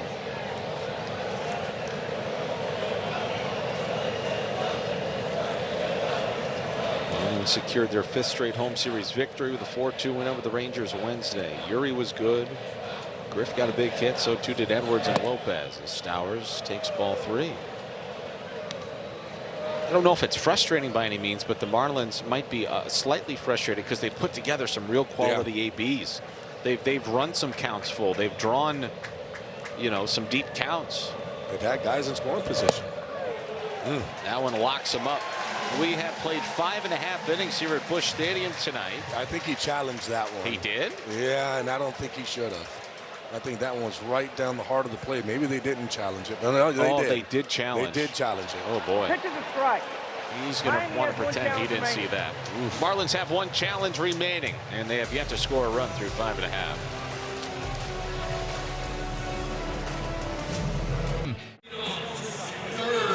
Welcome back here to Busch Stadium in St. Louis. We go to the bottom of the 6th inning, and I'm with Susie Hayes, big Marlins fan. It's some news here tonight for Susie from Boynton Beach.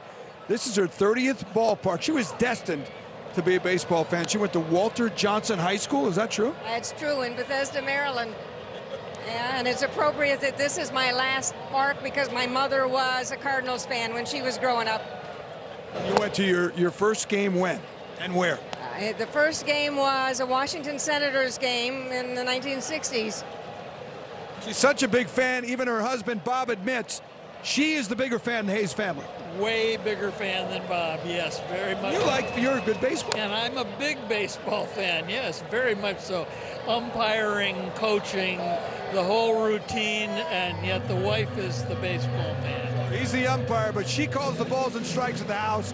Why baseball? What attracted you so much to this sport way back when? I don't know, there's just something appealing about it being kind of a gentle sport, and yet it's got its moments of excitement. And it's something you can both watch and participate in for a long time in your life. Favorite Marlin over the years? Oh, wow. I think Jeff Conine. How about favorite ballpark, not including the Miami parks that you've been to? I like Camden Yards, and it's the first one that kind of modeled the urban feel of them. I recently went to the new Atlanta Stadium. That was pretty good. What's left? I know there's some new parks now. Have you missed a couple? Oh, there are about a dozen of them that I have to go back to because they've been rebuilt. And I've been doing this for 40 years, so I've got to go back to some that have been reconstructed. Good for you. Love to have you here. You're a great fan, Susie. Thank you. All right. Thanks a lot, Bob. My pleasure. It's so good to see you in person instead of on TV. No, come on. Likewise, and I'm glad you didn't throw me out of here being an umpire. All right, back to you guys. All right, Craig, thank you very much. He's unbelievable. How about Susie doubling back around on ballparks that might have gotten a little facelift? Like, if there's been any renovations, you got to go back. Go back. I wonder if she's been to both. Did she go to Shea and then Citibank? Like, you have to go back to those. Oh, my gosh. He had to have paid the old man there a few bucks to get that last line in. There's no question. He's special. He does a great job out there. Yes, he does. It's funny. Scoreless here in the bottom of the sixth. 2 quick outs for Max Meyer, who's only thrown 65 pitches. Give him another as Weatherholt lines out sharply to second, and a perfect 6 for Mad Max. Miami Marlins baseball is proudly presented by Doral Kia, home of the Pricito. And by the Wells Fargo Active Cash Credit Card. Earn unlimited 2% cash rewards on purchases. Terms apply. Night has fallen here in the Lou. Rain stayed away. And there's no more threat of it. No more threat of Michael McGreevy either, as JoJo Romero takes over for St. Louis as we go to the 7th. Otto Lopez will lead things off. And a sinker misses low for ball 1 from JoJo Romero, who's making his 36th appearance of the season. His ERA is just a touch south shy of 4 as Lopez hits that back up the middle. Hustling to it is Win, and he throws out Otto for out number 1. And before Owen Casey will do the batting, let's get you a quick word from WHG. Winning doesn't just happen by accident. At WHG, we know every case is earned before you ever step inside the courtroom. WHG, preparation wins. Marlins will pull back Owen Casey in favor of Heriberto Hernandez, who's done a lovely job pinch hitting this season. He's also got a knack to hit the ball out of the ballpark as well. Hey, it's smart. You want to get that lefty-righty mix going with JoJo Romero on the mound. And JoJo, he likes to throw that sinker. He'll throw the sweeper, changeup. He has that forcing, but he's predominantly just a sinker sweeper style mix, both to lefties and righties. To righties, he'll throw a little bit more changeups. Heriberto 5 for 11 with a couple of homers pinch hitting this season. Now he does have reverse splits though. He's actually worse against the lefties than he is the righties. Yeah, but no manager will kind of look at that and say, we're going to go ahead and put lefties out there. I agree with you. I agree with you. This feels like a more favorable matchup for Heriberto. Especially the way that Hernandez has been swinging the bat lately. He's showing off some power, too.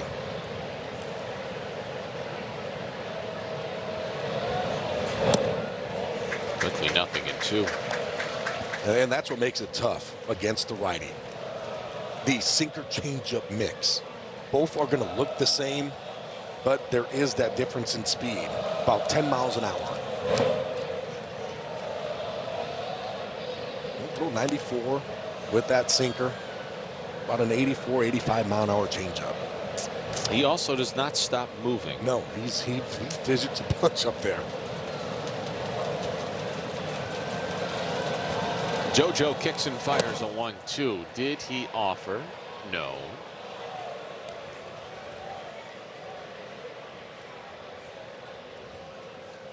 This is where Heriberto Hernandez, he's got to look up. He's getting these sinkers down, the changeups down. You got to try to see him up in the zone.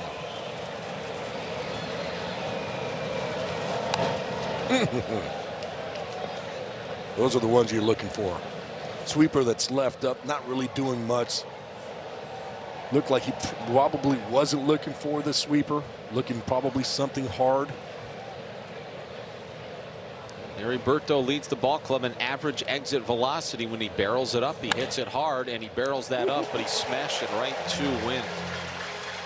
You can't tattoo a ball any harder than that. Almost 111 miles an hour. We saw one earlier with Griff Conine, who hit the same exact speed, 110.9 off the bat. That's a hang with him as you're going back to the dugout. Gonna walk back to the dugout thinking, how do I not get rewarded for a swing like that? It's a cruel game as Joe Mack takes a strike. Mack bounced into a 1-6-3 double play in the second, then he grounded out to second in the fourth. Blaze Jordan way over and playing towards shortstop on Joe. Infield hasn't played the pull. There's that bunt you're talking about, although you're probably going to do it with 2 outs. I mean, but you can, though. But the only difference that moving. you have is that you do have a lefty on the mound who's going to be moving towards that third base side. But if they're giving it to you, yeah, you keep the line moving. Let Ruiz come up, who's done very well against lefties. Yeah, that's true.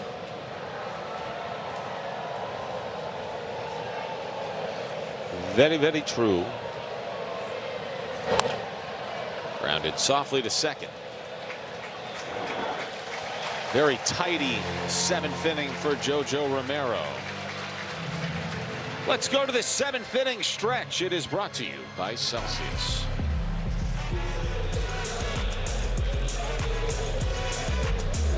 Welcome to the stretch provided by Celsius Energy Drinks. As we're in the middle of the 7th here in St. Louis, a beautiful Busch Stadium. A rainy day here in St. Louis. There was some concern there'll be heavy storms about 8:15, 8:30, which made you wonder, boy, you're going to get more than 3 or 4 innings out of Max Meyer. Not the case. The weather has held off, a little sprinkle, but no problem. And man, has Max Meyer delivered once again, guys. He's had all the pitches working, going through the St. Louis lineup, but a very much improved Cardinal club, too, with 42 wins coming in. Got a few strikeouts on the sweeper, used that slider nicely to get the number 5-man Nootbaar in the ball game. And overall, very tidy work for Max Meyer, and that's why he's still on the mound here as we go to the bottom of the 7th inning. Got some soft groundouts, really not too much in terms of good power or hard-hit balls off the bats of St. Louis. We'll get back to Marlins baseball after a quick break and word provided by our friends at Celsius.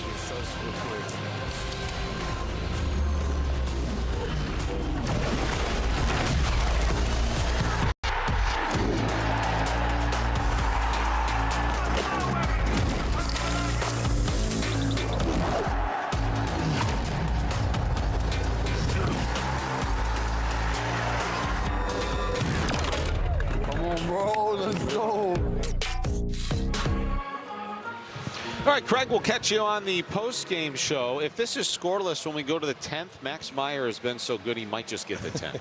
I mean, the way that he's been so efficient. 66 pitches so far, 44 strikes, 22 balls. He's been around the plate the whole entire time. And just like Craig said, a lot of just soft contact, getting the guys behind him. It's not like he's striking everybody out. Only 5 strikeouts so far on the day, utilizing the sweeper and slider mix to get those strikeouts. But one of the big clues, too, no walks, attacking the hitters. Max Meyer trying to remain perfect through 17 starts this season as Ivan Herrera chops the first pitch that he sees fouled here in the 7th. It's going to start getting interesting, Kyle, is the up-downs. Right, you kind of look at Max Meyer. For me, he's somebody who is starting to really earn going deeper into ball games. Oh yeah. But you kind of look at innings as well, and you kind of want to have to limit those. Herrera just got hit by a pitch, and we were told to keep an eye on this before the game, because maybe more than any other player in baseball, Herrera really crowds the plate. He stands on top of it. He crowds the plate. He gets hit by a lot of pitches that they're not trying to hit him. This is a sweeper. He's trying to get this sweeper. He's trying to throw it front door in on the hands. Gets away from him just a little bit. But Herrera, what is that, 22 hit by pitches for him? Well, here's what's amazing. If I told you that was the 22nd time that he's been hit in his 5-year career, you'd probably say, like, man, he gets hit quite a bit. That was the 22nd time he's been hit by a pitch this season. Not in his career, this season. That was the 41st time playing in his 282nd Major League game, he's gotten hit by a pitch. If you're going to crowd home plate, his area to get him out is in. He knows that. So what does he do? Fine, I'm going to crowd the plate, and if you make a mistake, I'll get hit, and I'll go to first base. I'm used to getting hit. I'm a catcher. I have been a little surprised with the advancement in technology and the amount of gear these guys wear when they go to the plate that more guys just don't stand on top of. Right on top of home plate, yeah. You know, there's protective rib padding you can wear underneath your jersey. You can wear the elbow guard, the shin guard. There's a rib padding? There's yes and no. You know how like quarterbacks will wear those flak jackets? There are some things that some players wear, just a little extra cushion in there in the midsection in case you do get one on the ribs. Yeah, I'll tell you what, first-hand experience, getting one off the ribs, not the best feeling in the world. Wait, would you have liked just a touch of padding? Yes, not everybody does it, but some guys do. Now. That's right.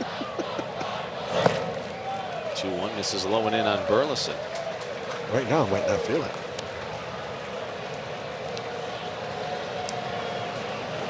Burleson 0 for 2 tonight. He's trying to keep this career-long 23-game on-base streak going.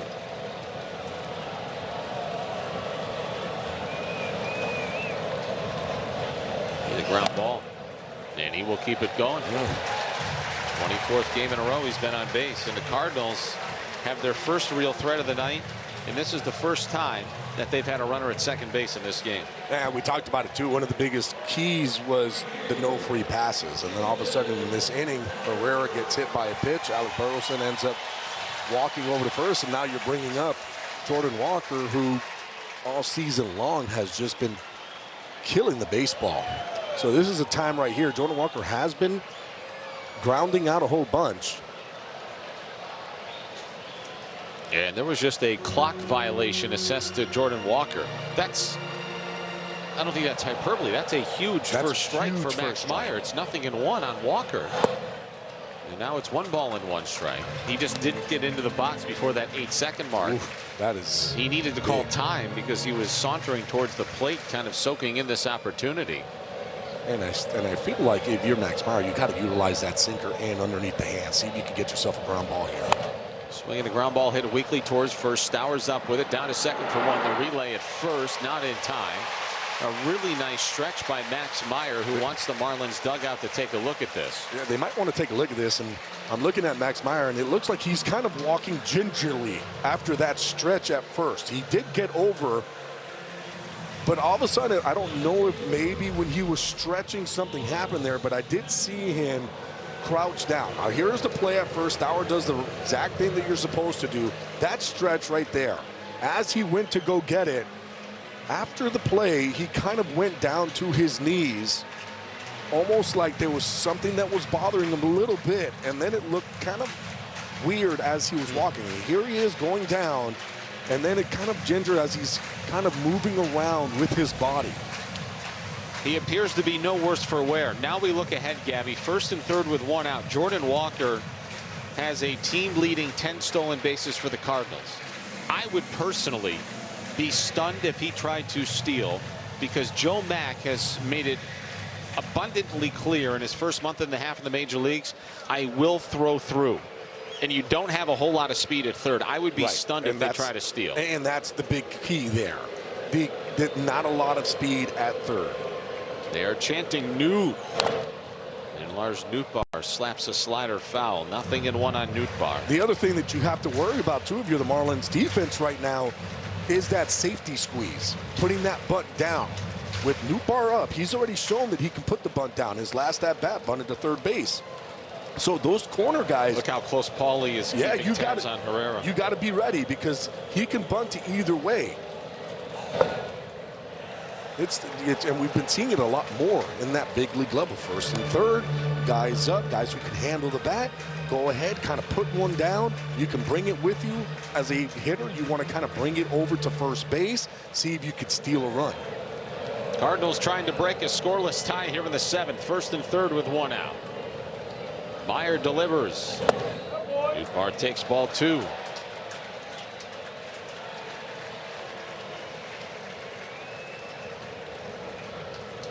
Hit by pitch, a walk, fielder's choice put out that went 3-4. Cardinals have just 2 hits in this game. Max Meyer has 5 strikeouts. He could use a 6 right here with Wynn on deck. Infield in. 2-1. All 3. With Lubar up 2, unless he hits it hard, it's a tough double play. So if he hits a soft chopper and you're an infielder, you have to be able to come get it and get that out at home. Look how efficient Max Meyer has been tonight. If he's trying to get Nootbaar out, he's going to have to throw a strike. Nootbaar, one of the more patient hitters in baseball. Swing and a miss. Boy, terrific call by Rob Marcello in the dugout. A 3-1 changeup. What a changeup. You do it again. I mean, if you throw it 3-1 and you have that much confidence in it and you were able to throw it right where he did, I wouldn't be surprised if he does, but I think you have to go back to your bread and butter, which is a slider or a sweeper. No, the pitch is low for ball 4. Now the Cardinals have the bases loaded. That's the right call. This is squarely on the shoulders of Max Meyer, by the way, at 81 pitches. The bases are loaded. There is nothing in the way of activity in the bullpen, and here comes Daniel Moscas. It's not the end of the world if you trust Meyer to throw strikes here. Now you got to force out anywhere. So how do you wiggle out of it? It's going to be the question. Right.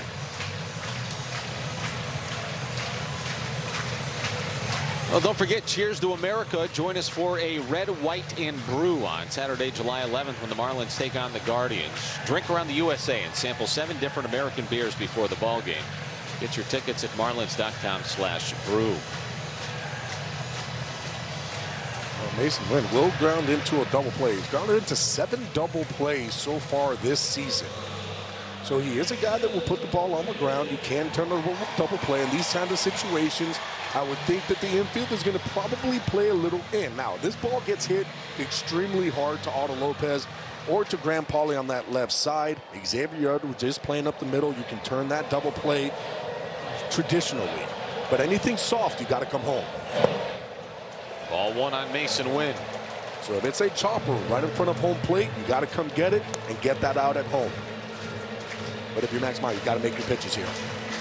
Can't be falling behind. Guys are going to start just looking for certain pitches. Right now, this is a situation when they're trying to get you up in the zone, see if they can hit something into the air to the outfield. So if you execute, especially that fastball down, we talked about that fastball down, utilizing that pitch here.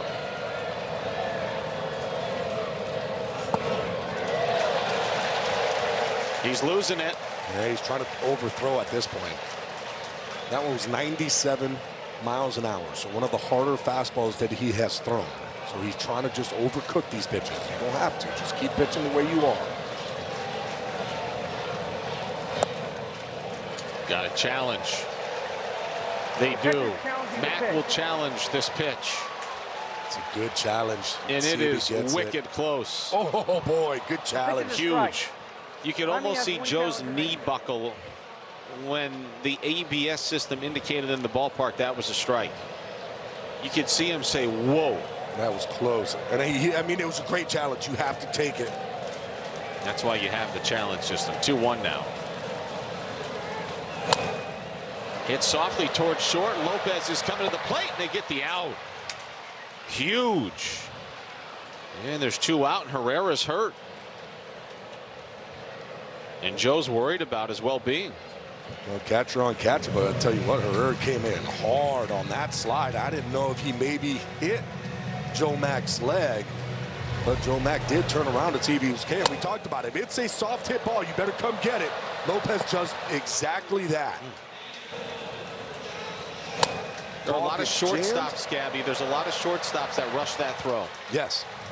They'll try to rush it. He knew that he had time with Herrera at third base, so he didn't try to rush it. He threw a strike over to home. You're not doubling anybody up. We're getting an out at the plate. Nicely done by Otto Lopez. There's 2 out here in the bottom of the 7th.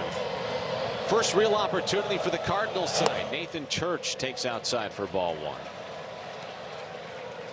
So the bases remain loaded. Walker's at third. Nootbaar's at second. Wynn reaches on the fielder's choice at first. Church popped out to Edwards in the 3rd and grounded out to Edwards in the 5th. So he's pulled the ball twice tonight. Once in the air, once on the ground. He pitched number 87 for Max Meyer. 1-1.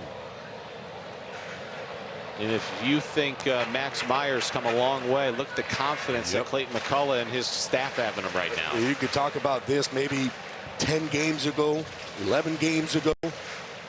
Probably wouldn't be in this situation. They would have had somebody else coming in. His first few starts of the year, you're right. But now they've gained trust. And there's trust there where they say, hey, this is your game. Check swing. Did he offer? Yes, he did. It's 1-2. Fans not happy. Cardinals dugout not happy. And now Max Meyer is a pitch away from getting himself out of this mess. Yeah, that a boy, Jordan Baker. He saw it right away. You and Jordan exchanged pleasantries, the third base umpire, earlier today. There's not too many umpires that, I will still interact with and say hi to. Jordan Baker, he's definitely one of them.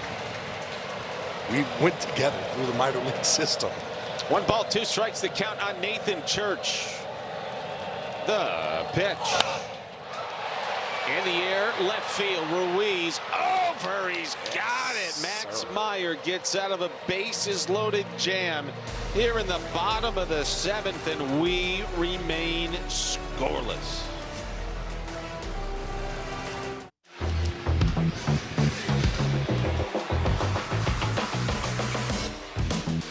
Well, top of the 8th inning here in St. Louis, the gateway to the West. No score here at Busch Stadium. As you could imagine, and as you saw, a little emotion from Max Meyer as he exited the stage after getting out of a bases loaded 1-out jam in the bottom of the 7th. So here in the top of the 8th, we see an old friend, Gabby, George Soriano, making his 35th appearance of the season. And good for George. He's having a really good year. We just hope not here in the 8th. We're hoping to see him give up at least one here to the Marlins. Yeah. We'll like a couple. After Sunday, we hope he settles right back in. And you talk about it, the Marlins. He was with the Marlins for 3 years. Good guy. Was in 72 games for the Marlins. Coming out of the pen, he started a couple games. Began his professional career with the Marlins in 2016 as he gets Ruiz to go fishing for that sweeper. Signed as an international free agent in 2015, pitched in parts of 3 seasons with the Marlins. He's already established single season career highs in appearances, wins, saves, and holds.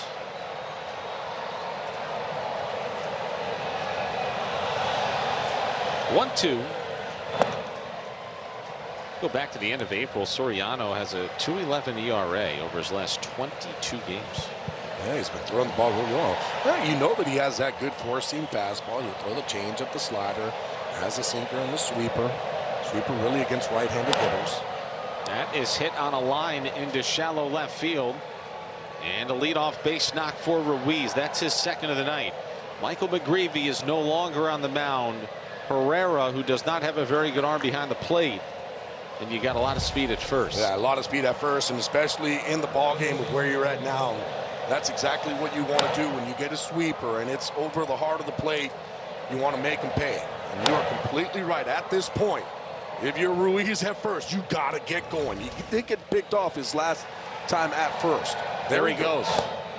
Here's a throw down to second. Not even close. And the Marlins have the go-ahead man in scoring position with nobody out here in the 8th. And don't be surprised if all of a sudden you see him take off and go over to third too. I agree. If it gets to 1 out, I think you might see it. Man, this is a situation here where if you're Graham Pauley, boy, that was a great jump. You got to punt. You got to put down a bunt here. How about that jump though by Ruiz? Taking off, and you knew he wanted to be aggressive, especially after getting picked off his last time. Not showing bunt. In fact, Burleson was charging from first, and that's probably, and he just saw his life flash in front of him. Yeah, Burleson was coming in thinking the same thing we were thinking, maybe put down a bunt. And I'll tell you what, if Graham Pauley would have been able to pull that down that first base line, Burleson would have been diving out of the way. Oof. So now it's 0-2. Now the bunt's not a factor. But Pauley, it's there!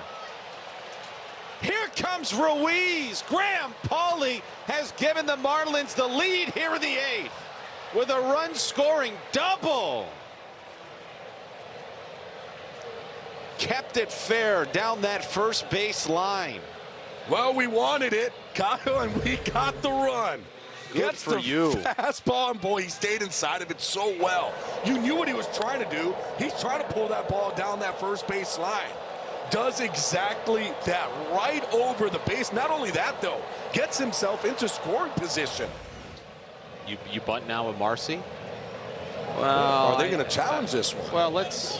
Did it take long? Hold on a minute. They're going to pull. The grounds crew is coming on the field. They're pulling the tarp. Oh, come on. What is going on? Oh, boy. I guess they got some news that it's about to get bad here. The rains are coming down here at Busch Stadium. It is not raining all that hard, but it must be that it is pouring off the backside of the ballpark. And they're going to make sure that this delay is very short instead of letting the field get saturated and potentially making a return to play even harder. Well, you don't see this very often, where you could certainly continue playing right now, but they are proactively pulling the tarp. Yeah, the problem that you have is that all of a sudden, if you wait to pull that tarp, because they do have guys who are coming up, they're looking at it, they're seeing it, the grounds crew saying, hey, it's about to get really, really bad here, and if we don't pull this tarp now, then all of a sudden we're going to be in some big trouble. So they are going to cover the infield here in the top of the 8th inning at Busch Stadium. Now, the good news is that this game is obviously past an official standpoint. Graham Pauley has just given the Marlins the lead here in the 8th inning. Yeah, but we're back. Remember, they have to finish this inning off. Oh, and you know what? They were all over it, Gabby. Good for them to do this when they did. Oh, boy. It is monsooning. This got and it happened quick. Fast. They knew it. Good for them. It felt bizarre to start, and they just got the infield covered barely by maybe 5 seconds. So we are in a rain delay here at Busch Stadium. Now members of the Marlins bullpen are sprinting in from left. They are on the move. Pete Fairbanks and company. Now the rest of the bullpen's coming in. The tarp's off, guys. They might need to put a shirt on. I mean, I wonder if that's washable paint, because that would be funny. Sure. I'll tell you, Gabby, you have to tip your cap to not only the grounds crew but the umpires as well. Yes. I mean, this happened. And remember, Jordan so Baker's fast. the crew chief, and as soon as it happened, he looked and said, "I know that they just scored a run, but we've got to get out because it's coming and it's coming quickly." Wow. It's raining as hard. Wow. As it has since our time in St. Louis began a couple of nights ago. It was raining throughout the day yesterday. Remember, the Cardinals had to postpone their game against the Diamondbacks.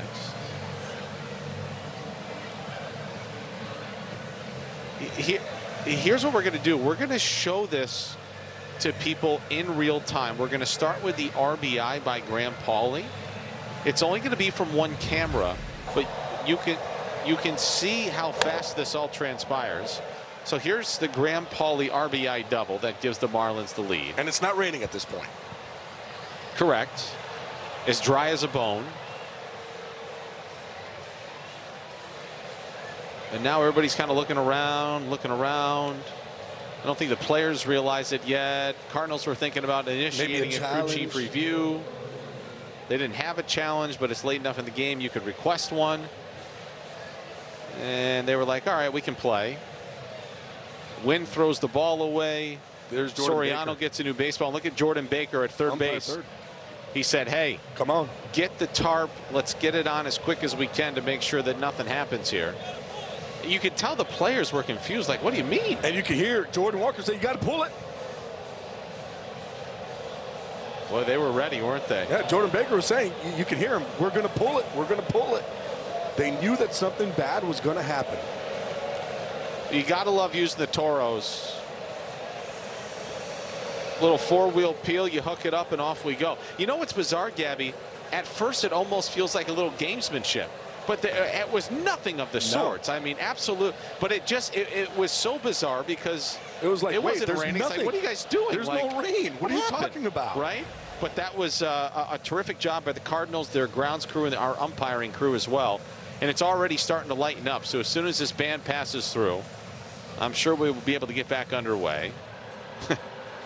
And hopefully the Marlins can put the finishing touches on a win here.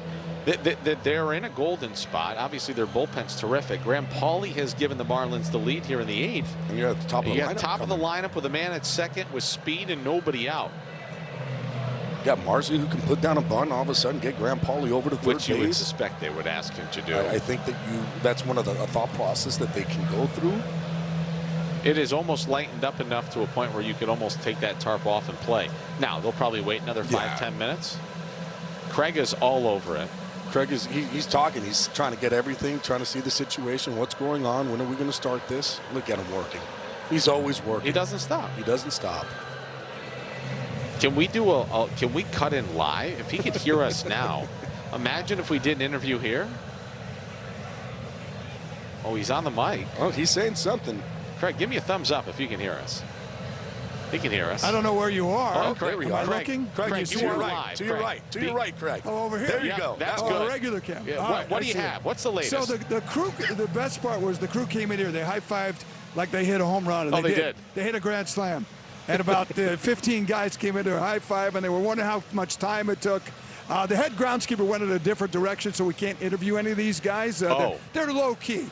But you're right when you mentioned gamesmanship, because there were some that may have thought starting the game at 7:15 local time when they expect heavy rains at 8:15, that was the word anyway, would be, right, can you get 3 or 4 innings in or not? And as it turned out, the rain held off, fortunately, to get the starters through the bulk of the ball game. Obviously, Meyer going 7 innings. And then you're right, we all said the same thing, get a base hit there to drive a run in, and these guys got out there. That was about as quick as I've ever seen a tarp put on the field. I mean, I don't know what the time was, but it was less than a minute probably.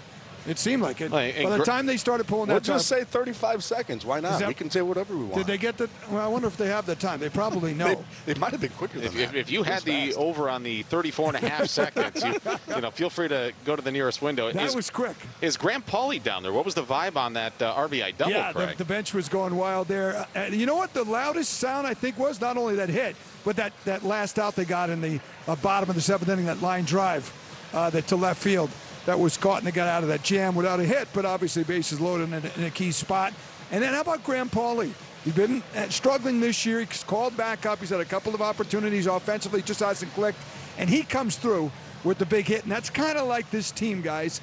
They are getting a star of the night, and you never know who it's going to be. It's not up and down. They're not hitting 1 to 9, but it seems like they're getting some key hits at the right time. And one night it's Stowers, and then it maybe Marcy comes through. Obviously, Otto Lopez has been there all year. But pick your star of the night, Casey. Tonight, so far, offensively, it's Graham Pauley. All right, Craig, thank you. And your mic is always open, so never hesitate to hop in. So they're saying about 10 more minutes of rain, then 10 minutes to get the tarp off, and 10 minutes to get the field ready. So when it's all said and done, maybe a half hour, 30 to 35 minutes. We're going to take a little break. You see the rain coming down. We're in a rain delay in St. Louis. Marlins leading 1-0 in the top of the 8th. Well, now some of the grounds crew is already coming out. Hey, don't go anywhere. We'll be right back here on Marlins.tv.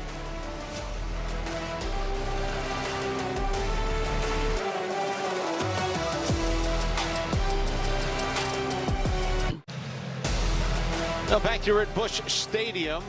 It won't be much longer before we get back underway. Maybe another 10 or 15 minutes or so.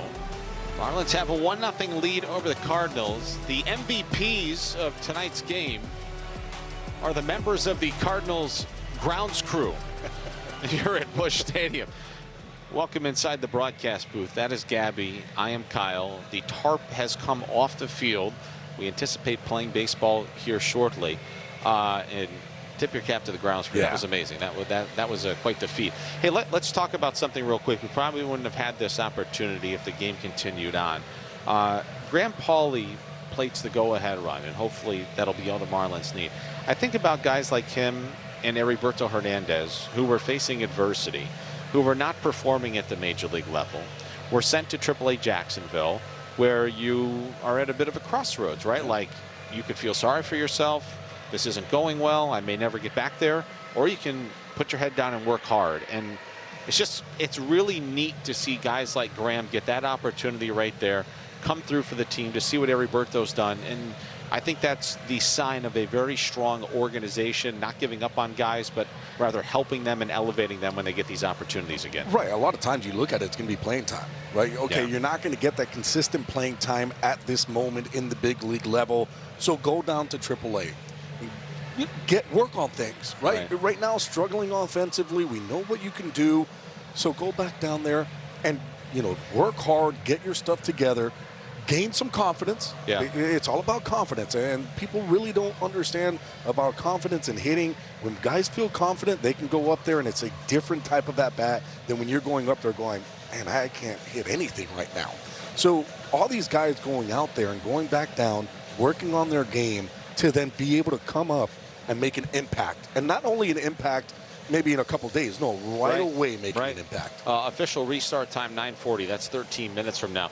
Speaking of confidence, you think Max Meyer has any? Oh, boy. Unbelievable. Exuding it. Gabby, he's been terrific. He's made now 17 starts this season, and he has been incredible here tonight. I would imagine his night is over, and if it is, I mean, just another marvelous outing. 7 shutout innings, 2 hits, 2 walks, 5 strikeouts. So now it makes it 14 of the 17 games he has thrown this year where he's gone at least 5 innings and allowed 3 or fewer runs. Today, just marvelous. That last inning kind of got away from him just a little bit where he ended up walking to and a hit by pitch. But having the poise to be able to get out of that type of situation. Going 7 innings, only allowing 2 hits. And you can see that confidence on the mound. Because usually when things start to go opposite ways of what you've been doing, especially the whole entire game, and you get into a situation where you hit a first guy, then you walk somebody, and you walk somebody else. Now you have bases loaded. Well, there's nowhere to put anybody. You got one out. You got to be able to make a pitch. You got to be able to get that ball over the plate. Being able to do that, execute, get the outs, get out of that inning without even giving up a run. That was huge. Hey, coming into game 1 tonight, Cardinals had been hitting. They weren't pitching. Marlins were pitching, weren't hitting. Well, this turned into a pitcher's duel. Michael McGreevy was very stingy in this one. He was very stubborn on the mound. But, I mean, Michael McGreevy basically was matching Meyer, pitch per pitch and inning by inning. I mean, he ended up going 6 innings. He only allowed the 5 hits. He struck out 4. He walked 1. And, I mean, this game was just rolling. It was a pitcher's duel. These guys were just going out. They were attacking the zone. They were hitting their spots. They were moving the pitches around. McGreevy was doing just that. He was utilizing all of his 7 pitches in his arsenal to be able to get the Marlins out. And you kind of look at what he has. He's not this guy that kind of is this power thrower. Yeah. He's more of a pitcher. He's going up and he has to hit his spots, and if he doesn't, he's going to get hit. So he showed today why he's had a very successful season so far as a starting pitcher. The numbers aren't showing how good he's actually been. Right. They are, the tarp is on the field, but they're going to roll this thing up. They just had to get it situated back over the diamond as the roll-up process has begun. It rained cats and dogs for 2 minutes. Tarp got on the field in time. You see some of the puddles out there in left center. And we may have an update coming from downstairs here momentarily. Well, Craig Minervini. Kyle, it's almost amazing because they had some serious puddles. They're still working on right beyond third base and shortstop. For the short amount of time that rain came down, there's some drainage right in that area, and they're using some squeegees right beyond the shortstop's position on the grass, getting rid of the last drops. But it's amazing how wet it got, and to think how bad it would have been had they not gotten that tarp off so quickly. Could have been almost an unplayable situation, but it was a quick downpour. Right. The head groundskeeper did say he'll come over here if he gets an opportunity and give us a little update. But that was about as good as it gets. That was big league groundskeeping right there. Now look at them push the water right down the drainage pipe. Yeah, over there. Look at that. They actually have the cap off of the field. That's where they've been working. They got a couple of them there, and they worked it with the blowers, the squeegees, in about 2 or 3 spots. It was all gathered basically in that one area. They dumped everything off the tarp, then they went the other way. And it was incredible. We're so used to seeing tarps all those years, and no more in South Florida. Amongst the open-air ballparks, I think we might be witnessing firsthand the best drainage in baseball. This is unbelievable, Gabby. All right, you know what we'll do? We'll take one more break, maybe two, but for now, just one. We're going to have a little fun when we come back. We don't even know what that means, but now we do. The doggy. Every dog has his day. The wanted poster worked. Our buddy is going to come hang out with us soon at Lone Depot Park. Free hot dogs. Well, back here at Busch Stadium, where we are scheduled to get back underway in about 6 minutes. From the moment that Jordan Baker, the crew chief and the third base umpire, signaled for the grounds crew to get the tarp on the field, the process took a little under 2 minutes. Wow. The tarp was on the field in 1 minute and 15 seconds. Ooh. And they avoided what could only be described as a near disaster. And all those puddles that were out and left, they're gone. They are nearly gone. It's crazy. Unbelievable job. I don't know where the Grounds Crew Hall of Fame is domestically or worldwide, but this crew is going there after tonight, and they received a standing ovation when we were out there during the commercial break. There were two ovations. The first ovation was let them play, and then people realized, oh, that's why they're putting the tarp on. And then they got the ovation of how quick they put it on, how quick they took it off, and how they made this field playable already. There's your buddy Jordan on the left. I believe he's the tallest umpire in baseball, too. He is very tall. Very tall. He's just going out there to make sure that behind the shortstop area is if everything is good, because right now that's what the crew chief is supposed to do. Make sure that everything is playable, making sure that, hey, is anybody going to be able to get hurt? Is it too soft? Is it too wet? Whatever it might be. But and I'll tell you, Gabby, they did such an insanely good job that these guys will have to do a light warm-up, but they're not going to have to get hot all over again. Right. This has almost been like a really good inning at the plate where you're sitting around, or a bad inning in the field where you're just standing around. And is Soriano going to go back out there? That's another thing, because it wasn't actually that long of a time in between. Do they keep him out there, or do they go to the bullpen to bring somebody else in this situation? Man, nicely done by everybody. I would actually think they probably... Soriano might be able to go. It hasn't been that long. Well, let's go back downstairs to Craig. Who could he have possibly found down there? Well, thank you. This is Bill Finley. He's the senior head of the field operations here. 1:15 was the time for that tarp. Oh, is that what it was? That's pretty slow. That's slow. We got a lot of new guys on tarp crew, actually, so that's pretty good. There's probably half those guys have never done that before, so. Incredibly quick, but the important thing was you got to jump on it. Did you know going into that moment? Yeah, I mean, it was riding a fine line. We thought it might go south of us, but at the last minute it kind of kicked to the north. And luckily the umpire was great. He let me out. He knew we had to get it out because it was going to be hard and fast like you saw. And if he waited too much longer, we would have been stuck with it. So. Did you warn the umpire before that, or did you do it on the spot? No, I had warned him. I had kind of told him that something was coming our way. We didn't know if it was going to stay south, but it looked like it was kind of venturing north. So I told him if I gave him the high sign, we had to go. How many drinks you have? The big issue was obviously out there beyond shortstop. Yeah, and that's our tarp dump area is what we call it. There's like 6 of those drain caps that we can pop and push water in it, because in a fast situation like this, it takes a little while for all that water to drain. So thanks, Bill. Great job. You got it. Thank you. Okay, Kyle, back to you. Stunning, Craig. Thank you so much. Unbelievable. Thank you to Bill. He deserves a raise. I mean, just stunning. All right, we can have a little fun for a minute because we're going to play baseball in a moment. Go back to Monday. The Tartan Army was in town, but it was also Bark in the Park night. Keep an eye on the doggy in the upper right-hand corner of your screen. The fluffy little white guy gets a bite of a hot dog from his male owner, and some of the saddest things you've ever seen. The dog was staring at the hot dog, Gabby, and the Marlins noticed this. It just caught fire, and they put out an APB. I saw you do that to the hot dog today. Oh yes, 2 of them. A dream day at Lone Depot Park. That was the reward if this dog was ever found. Would he ever be seen or heard from again? We found him. Jonah has been found, and his dream day is coming to Lone Depot Park on July 12th. Unbelievable. Yes. If you want to cheer on Jonah, go to Marlins.com/Jonah. The Arubian-born 4-legged creature is a rescued Kanuku. I have no idea if I said that correctly, but the Kanuku Jonah is coming to have a magical day at the ballpark on July 12th. He's got to get all the free hot dogs that he wants. Imagine if he just roams stand to stand and Jonah just gets a dog from every stand. Look at that. Is the saddest look on a dog I've ever seen. It is a stare of, why can't my owner give me a hot dog? Unbelievable. That's great. Lovely job by our fabulous crew during this very short break. Tip your cap to the grounds crew and Bill Finley, who leads the charge. Thank you to Craig Minervini for keeping us abreast of the situation. And now we're going to get back to baseball. George Soriano must have been staying hot down there in the Cardinals dugout cage area, where many of these ballparks have additional mounds. Graham Pauley has given the Marlins a 1-0 lead with an RBI double that he hooked just fair inside the first base bag here in the top of the 8th. So there's nobody out. It's 1-0. Pauley's at second. Jacob Marcy's the batter. And do you suspect that Marcy may have just been in the batting cage area just dropping down bunts?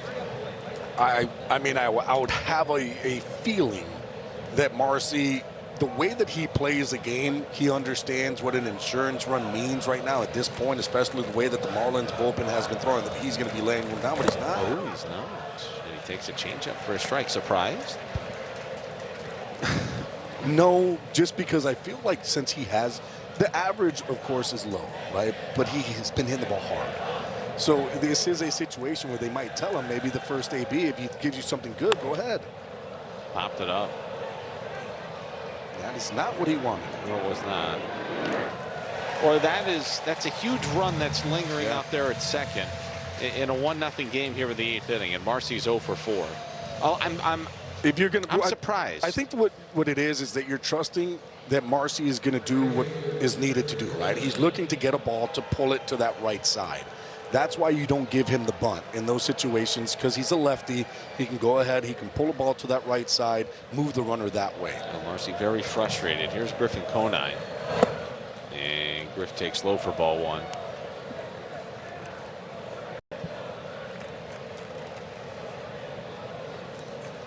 Conine is 1 for 2 with a walk and a single in this game.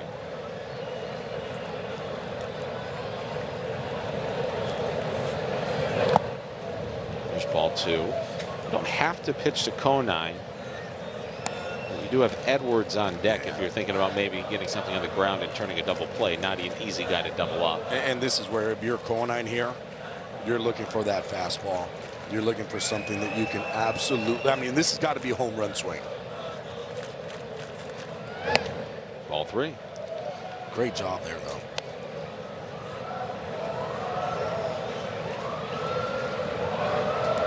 I'm still letting him loose. 3-0, you want to throw him a cookie? Why not? Go ahead. Unleash on it. Let's see. Ball 4. I don't really think that's what Soriano wanted to do with Edwards on deck, but he does issue a 4-pitch walk to Conine. By the way, the delay was so short-lived that people really didn't even have an opportunity to leave the ballpark. Many of them just went to the concourse and just hung around for 15-20 minutes. Many of the paid attendees tonight came back into the building. So here is X with first and second and 1 out. Edwards 1 for 3 in this game. Nice pass there.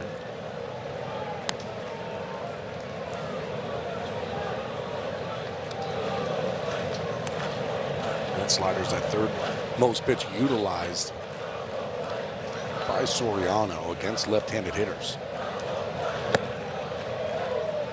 Ball 1 on Edwards, who singled in the 3rd, so he's hitting 5 in a row. And Marlins have won 5 of 6. Make it 6 of 7, trying to run it to 7 of 8. Cardinals have lost 5 of 7. There's ball 2 on X. And Soriano, he did get Marcy, but he has since lost it with Conine and now Edwards. It's tough, too, when you start off an inning and then all of a sudden you do have a big delay. It's almost like an up-down, right? Like you got out of an inning and then you're going to go sit and you're starting off a new inning. But he's had to do it with a guy in scoring position. Yeah. Calvin Fauché and Michael Peterson are both loosening. So it must be one of those guys is your 1-run lead guy, and maybe the other guy is your 2-run, 3-run lead guy. I would probably think it's Peterson. If the Marlins keep the game at this point, if they're able to score a couple more, Fauché would be the one coming in. I think you're probably right. 2-2 on Edwards. All 3. And there will be a challenge. I'm not sure this will benefit the Cardinals, but they do have 2 left, so it's probably worth a shot. Herrera not sure. ABS powered by T-Mobile. That is a ball. That call by Junior Valentine is confirmed. Now the count is full. Do you trust Edwards enough to put the runners in motion? I mean, he has great bat-to-ball skills, I know. so yes, I would. Let's see what they do. But they're not. They are not going, and Edwards takes strike 3. He will challenge. And he's taking off his stuff. And he's saying, this is a ball. I'm going to first base. He is convinced that he has walked. He must know he's right, and he is. And the Marlins now have the bases loaded with 1 out, and Kyle Stowers will be the batter.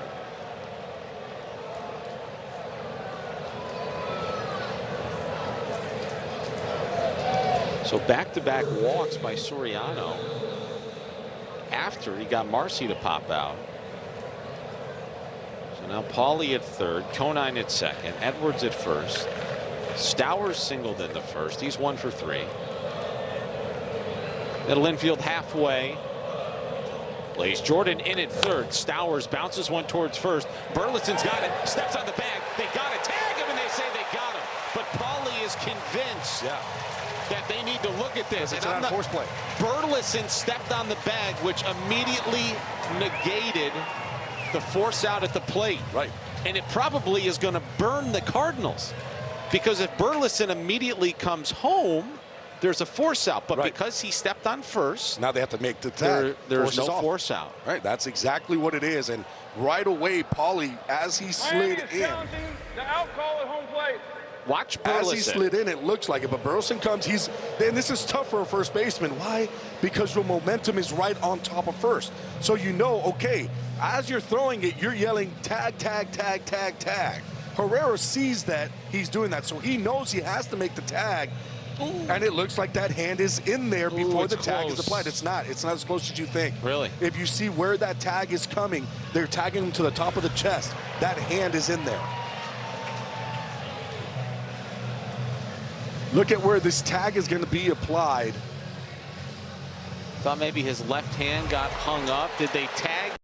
So right there is where the force out is removed, which necessitates a tag at the plate. Did he tag the arm on the way up? And here's my concern, Gabby. You asking that question, I agree with you. The home plate umpire, Junior Valentine, is blocking things a little bit. It doesn't look. Can you confidently say by that look right there that he did not tag the left arm? I'm looking at the form, and does that form wrinkle on the tag? And that's something that I was looking at. Because initially when I saw it, it looked like it went over and tagged him in the chest. But then that form doesn't wrinkle to show that, hey, there was a tag being applied. Right, and I think the longer you talk about it is leading me to believe, unless there are additional angles that we don't have access to, that I'm not so sure that this call can get overturned. I happen to think that Paulie did get his hand in there. Based off of his reaction, I think he knows he did not get tagged on the arm. But there has to be overwhelming. I know there needs to be overwhelming evidence to suggest that he was not tagged before his hand got there. And I'm not so sure we've seen any. Now remember, Major League Baseball can sync as many angles up as they'd like. I believe maybe we have found a new look. This is interesting. Again, they can sync up this angle with others. And what you're looking for here is that form. Does the form get tagged? And on that one, it looks like there is a miss. By that point, his hand's already on top of home plate. Boy, I'm not sure they're going to have enough to overturn it, Gabby. Here's what I'm looking for. I want to see. Can't tell. That arm. Does the form get tagged? Maybe. Here we go. After review, the call on the field is overturned. The runner is safe. They had enough to overturn it. And Paulie is safe, and the Marlins lead 2-0. Boy, the longer it took, I was getting worried. And Austin Lamke encouraged the Marlins dugout to challenge it, and he is safe. It's 2-0. I feel like you have to. Gotta have the I agree. You gotta do it. Boy, the longer it took, though, Gabby, Yeah. I started to become more convinced they weren't going to have overwhelming evidence to overturn it. They did. And I think they saw the angle where there was no tag on that forearm, and once they were able to see that, that made them be able to overturn that call. So an RBI for Stowers, 2-0 as Lopez chops it foul. Now I go back to the play. It's very hard for a first baseman to do this on the fly. But with Burleson, in hindsight, does he need to go to the plate before he steps on first? It's too hard because you're already on top of first base. Okay. Your momentum is taking to you. So it's like, do you jump over first to make the throw? Right, and to be honest, that's just me Monday morning quarterbacking that. Right. It's easy for us to sit up here and slow everything down and say, well, if he did this, that wouldn't have happened. But in the moment, and you obviously played over there. If that ball is hit right at him, then he's coming straight home. But since that ball took him on top of first base, man, you're basically telling him jump over and out to throw the ball. Like that's too much. And it was when it was as bang as it was, you know, probably the more I talk it through, it's like he made the right decision. It was just Paulie with a terrific head first dive. Got his hand in there just in time. Marlins could use a big hit here from Lopez, who lays off a changeup. Well, he was able to deliver a huge one. It was the same inning, too. In the 8th inning where he delivered a 2-run homer. You're not even looking for a homer here. Just a nice little base hit. Maybe 2 more runs. 2-2. So Major League Baseball was able to sync up the low left field camera and a camera from first, and they were definitively able to determine that Herrera's mitt never got any of Paulie's arm before he tagged his chest. By that time it was too late. Now a 3-2 to Lopez, and that is hit on the ground to shortstop. And Wynn throws out Lopez, but the Marlins get a couple of runs in a long 8th inning, and they lead 2-0 after 7.5.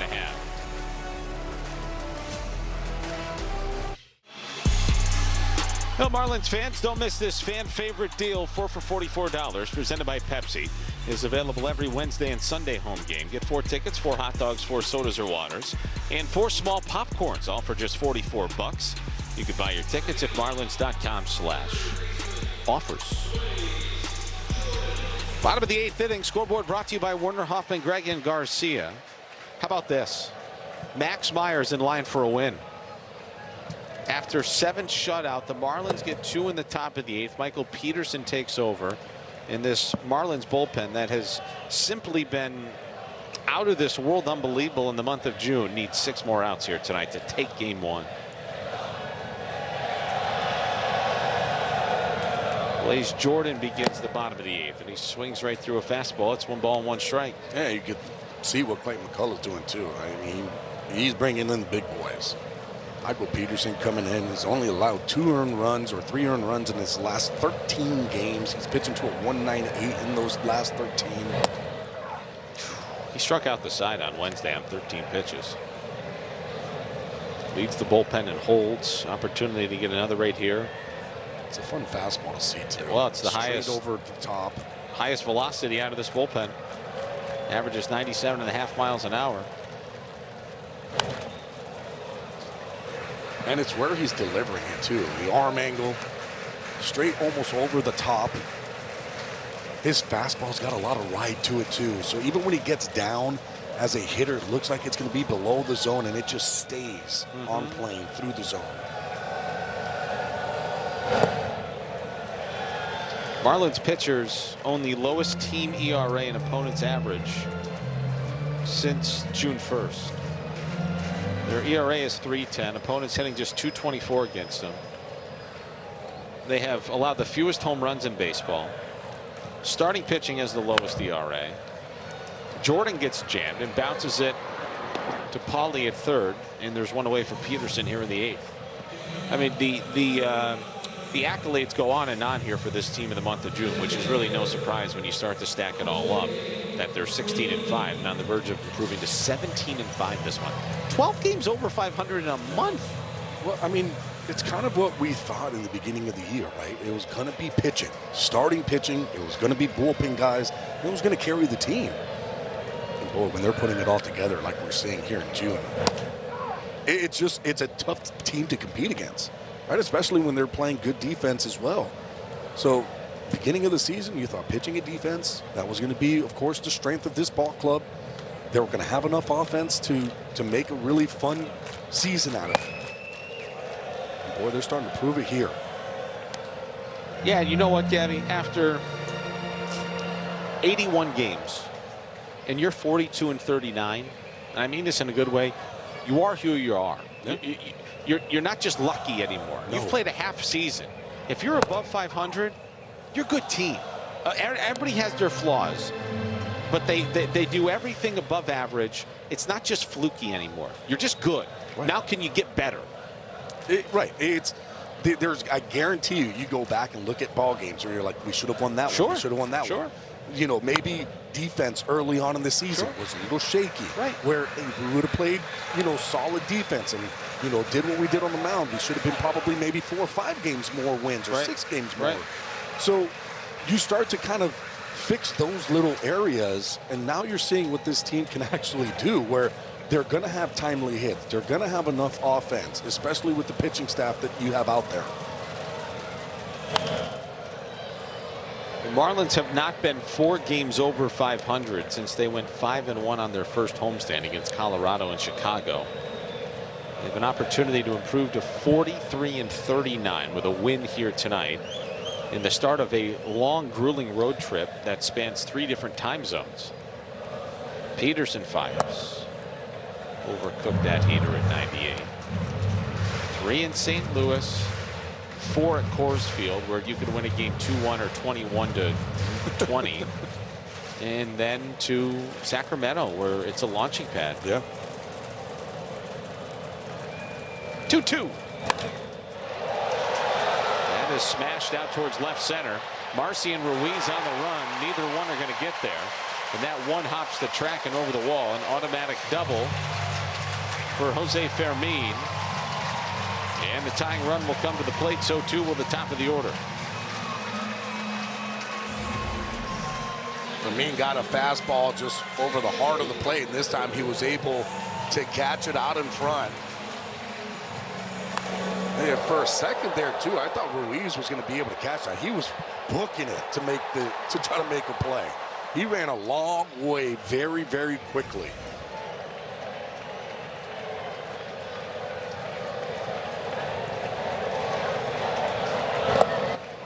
In the dirt, picked by Mack.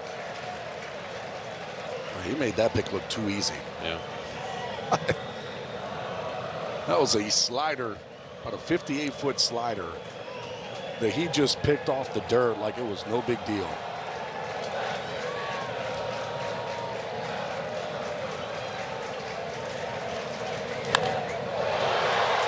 On a line to center, and Marcy's got it for out number 2. He launches one back in towards second because Fermin was 3/4 of the way to third. Then he had to retreat, and Peterson's got a big second out here in the 8th.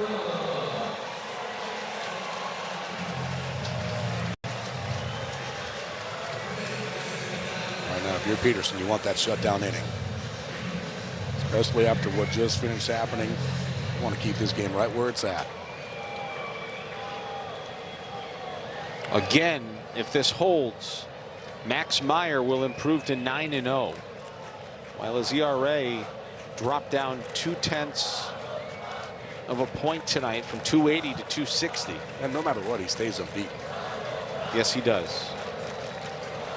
And he can start making reservations for Philadelphia. Yeah, he should be. But somebody will probably do that for him as well, as Ivan Herrera takes ball 1 downstairs. Especially now, everybody's getting those private charters. Yeah. I was on a bird with everybody. Were you? Yeah.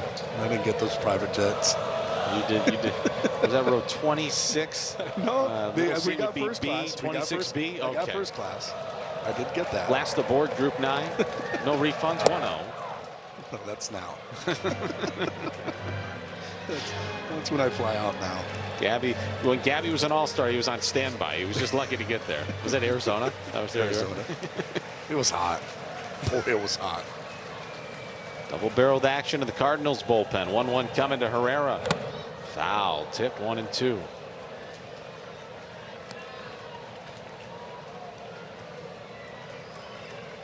Peterson looking for another hold.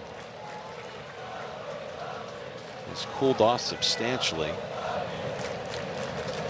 Some have left, but not too many. Now 1-2. Got him. 99. See ya. And a scoreless bottom of the 8th for Peterson. Still 2-0.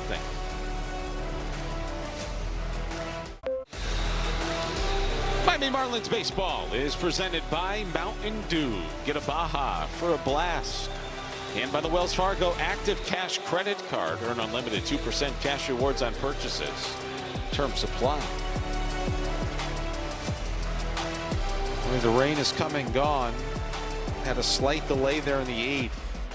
All the Marlins care about right now is a 2-0 lead. We go to the top of the 9th. And Heriberto Hernandez is going to lead things off here from Miami. Marlins facing Max Rajic. Rhymes with magic. Feels like he's lacking one vowel. R-A-J-C-I-C. Rajic, it's a good four-seam fastball, mid-90s with that one. Has a curveball. Can throw a changeup, a sweeper. Does have a sinker and a slider. He's going to try to expand the zone up with that four-seam fastball. 95, 96 miles an hour. He's going to work the curveball off of that four-seam fastball to the top of the zone. So he works more north to south than east to west. 24-year-old right-hander out of Orange, California, with a 6th-round pick by the Cardinals in 2022 out of UCLA. And a 1-2 to Hernandez, missed inside.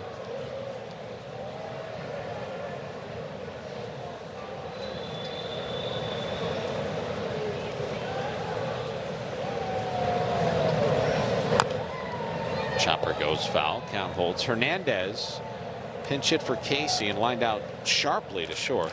And maybe that's not doing it justice. He stung a ball to shortstop back in the 7th. It was almost 111 miles an hour. And had nothing to show for it. And Mason Wynn was playing him perfectly. Hernandez gets underneath that fastball. In the air outside of first. They're telling Burleson yes, as in you have room, and he does. One away.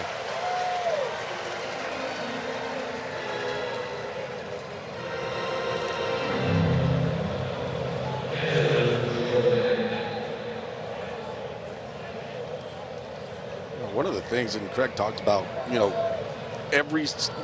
doesn't matter where in the lineup you are.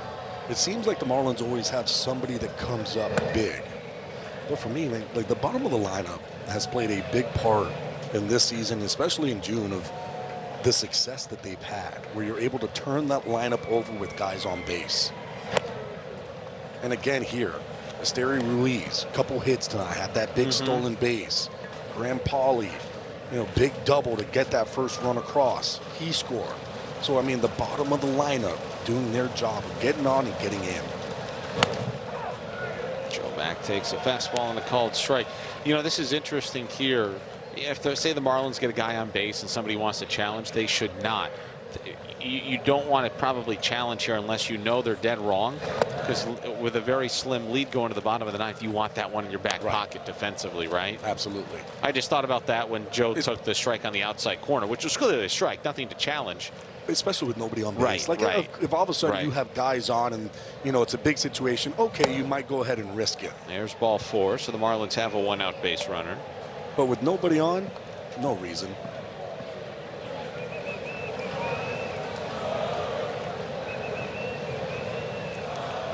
So Calvin Fauché is loosening. So too is Pete Fairbanks. And I've got to imagine if there's not a save in it, Fauché would be your guy. Fairbanks is probably itching at the bit to get back out there, because his last 2 outings, he was none too pleased with the way the ball was flying at Lone Depot Park. It's a situation, though, that if you are the Marlins, every insurance run is going to be a good run. But I would agree with you, where Pete Fairbanks probably wants to get out there and he wants to close this game.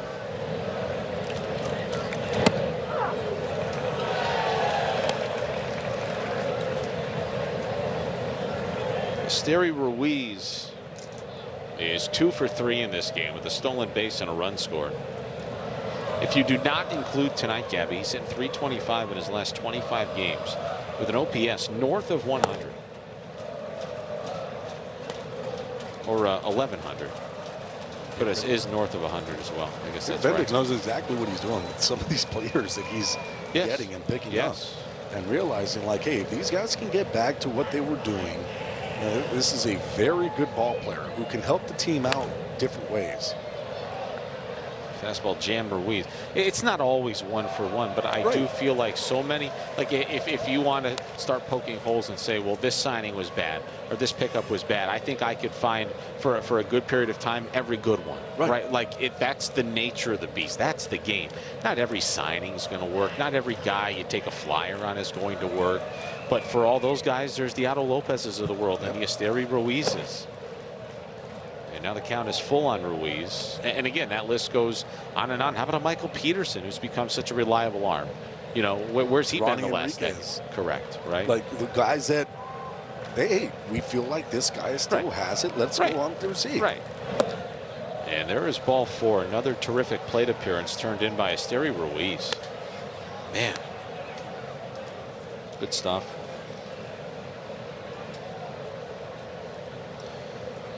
So 2 aboard with 1 out. And here comes our mobile performer of the game. Graham Pauley with an RBI double in the top of the 8th inning. Gave the Marlins a 1-0 lead. They did tack on. They got another. But let's turn back the clocks about a half hour ago. It was a big-time situation because he had 2 strikes on him. And he ends up getting a fastball. It was supposed to be elevated. It missed down. And Pauley delivered a huge hit. Much to the delight of his teammates, whom have missed him for the last month. Ali Marmol probably thinking to himself, man, oh man. Let's go back and look at Pauley scoring at home. Watch Herrera.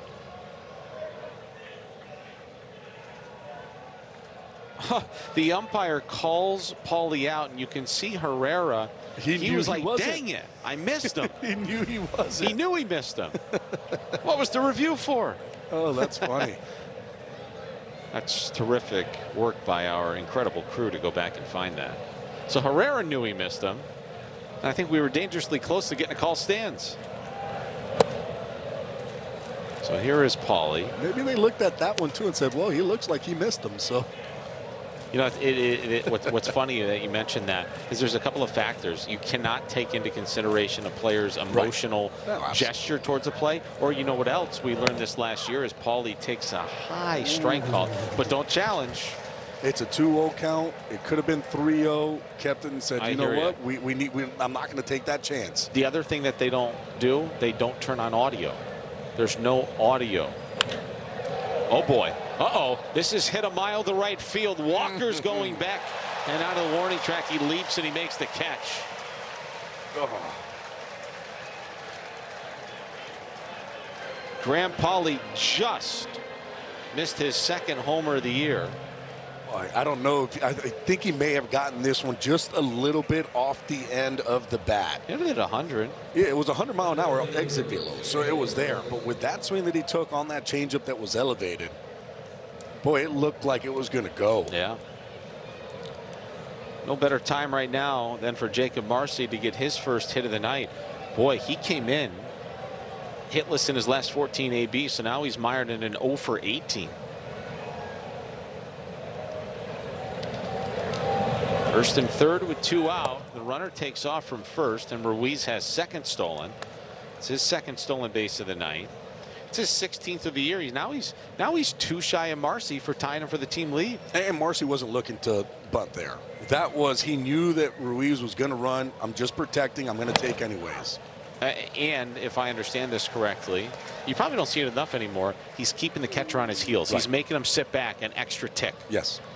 When I played, that was what they always taught us to do. You put the bunt out there, and then you take basically the end of the bat to the catcher's eyes to keep him back so that he can't go and get the ball. Now it's 1-2 on Marcy.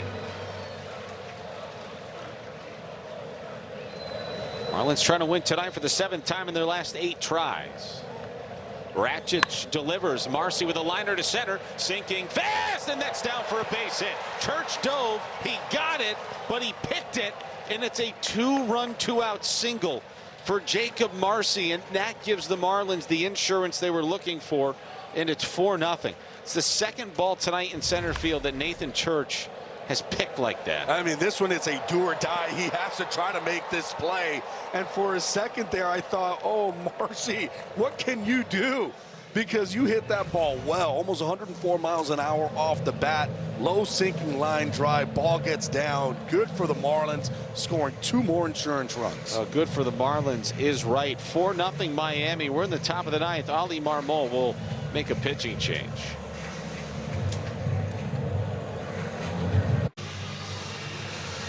This copyrighted telecast is presented by authority of the Miami Marlins. It may not be reproduced or retransmitted in any form, and the accounts and descriptions of this game may not be disseminated without the express or written consent of the Miami Marlins. So alongside Gabby Sanchez and Craig Minervini, I am Kyle Seeloff. We're in the top of the 9th. The Marlins just got 2 insurance runs, thanks to a 2-run, 2-out single from Jacob Marcy, who's at first. And this is Justin Brule, who's set to make his 35th appearance of the year. Cardinals playing their 79th game. He works a lot.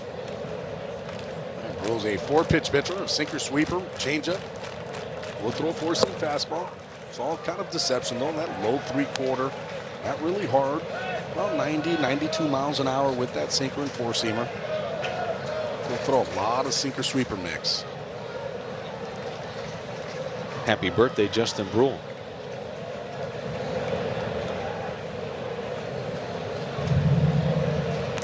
The count is 0-2. There was a pitch clock violation assessed to Griffin Conine.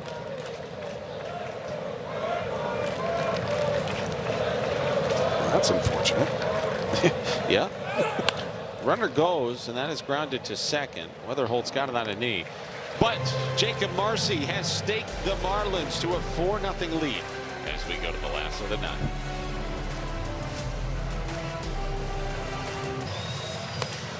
Welcome back here to Busch Stadium. Game 1 of a 3-game series this weekend between the Marlins and the Cardinals. No save in it. So it'll be Calvin Fauché on to try to get the Marlins through it here in the bottom of the 9th. 34th appearance of the year for Calvin. This is a very good Marlins bullpen. This is a bullpen that came into the ball game tonight, the 5th best mark in terms of ERA in baseball, with a 3.40 ERA. Meyer went 7. He is on the verge of improving to 9-0 through his first 17 starts of the year.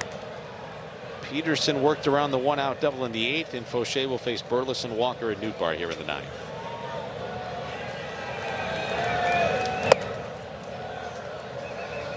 Marlins vying for their 7th shutout of the year. So a chance to win 7 of 8, start the road trip off on a good note, toss your 7th shutout, get Meyer his 9th win. Burleson tugs that to first, but right at Stowers, who will take care of it and dispose of Burleson for out number 1.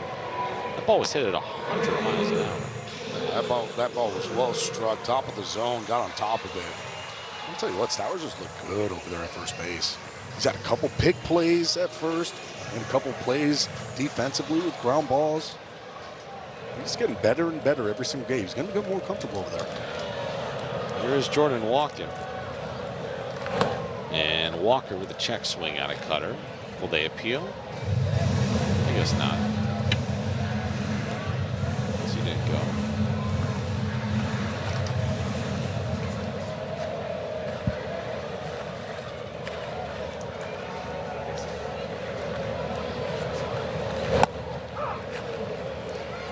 Pop of the mitt. 1 ball, 1 strike to count on Walker.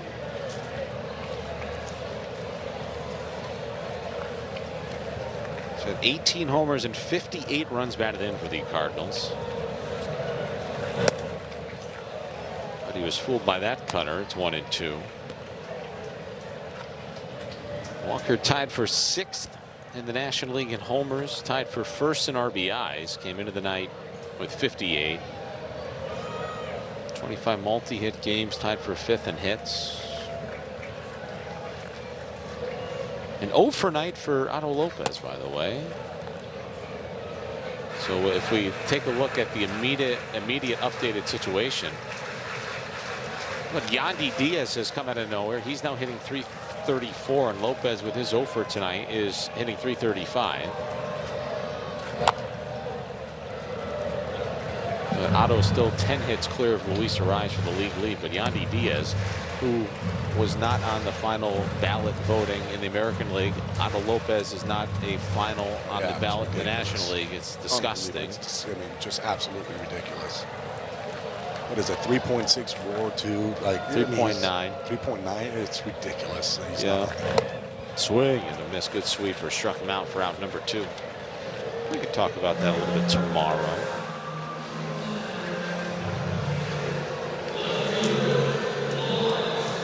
Probably not a soapbox we want to get on with 2 outs here in the ninth. We can talk about all the positives. We like the positives. We'll stay positive tonight. Yeah, most of the time. Sometimes. Speak for yourself. That's true.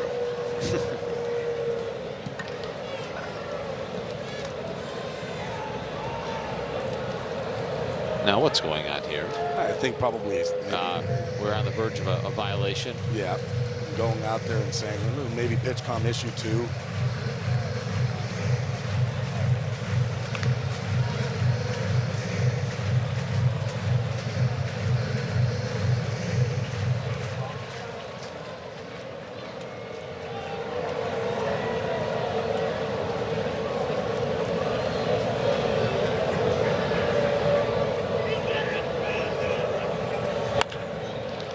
Hit hard on the ground to second. Edwards has got it, and he throws him out, and the Marlins win it by a final score of 4-0.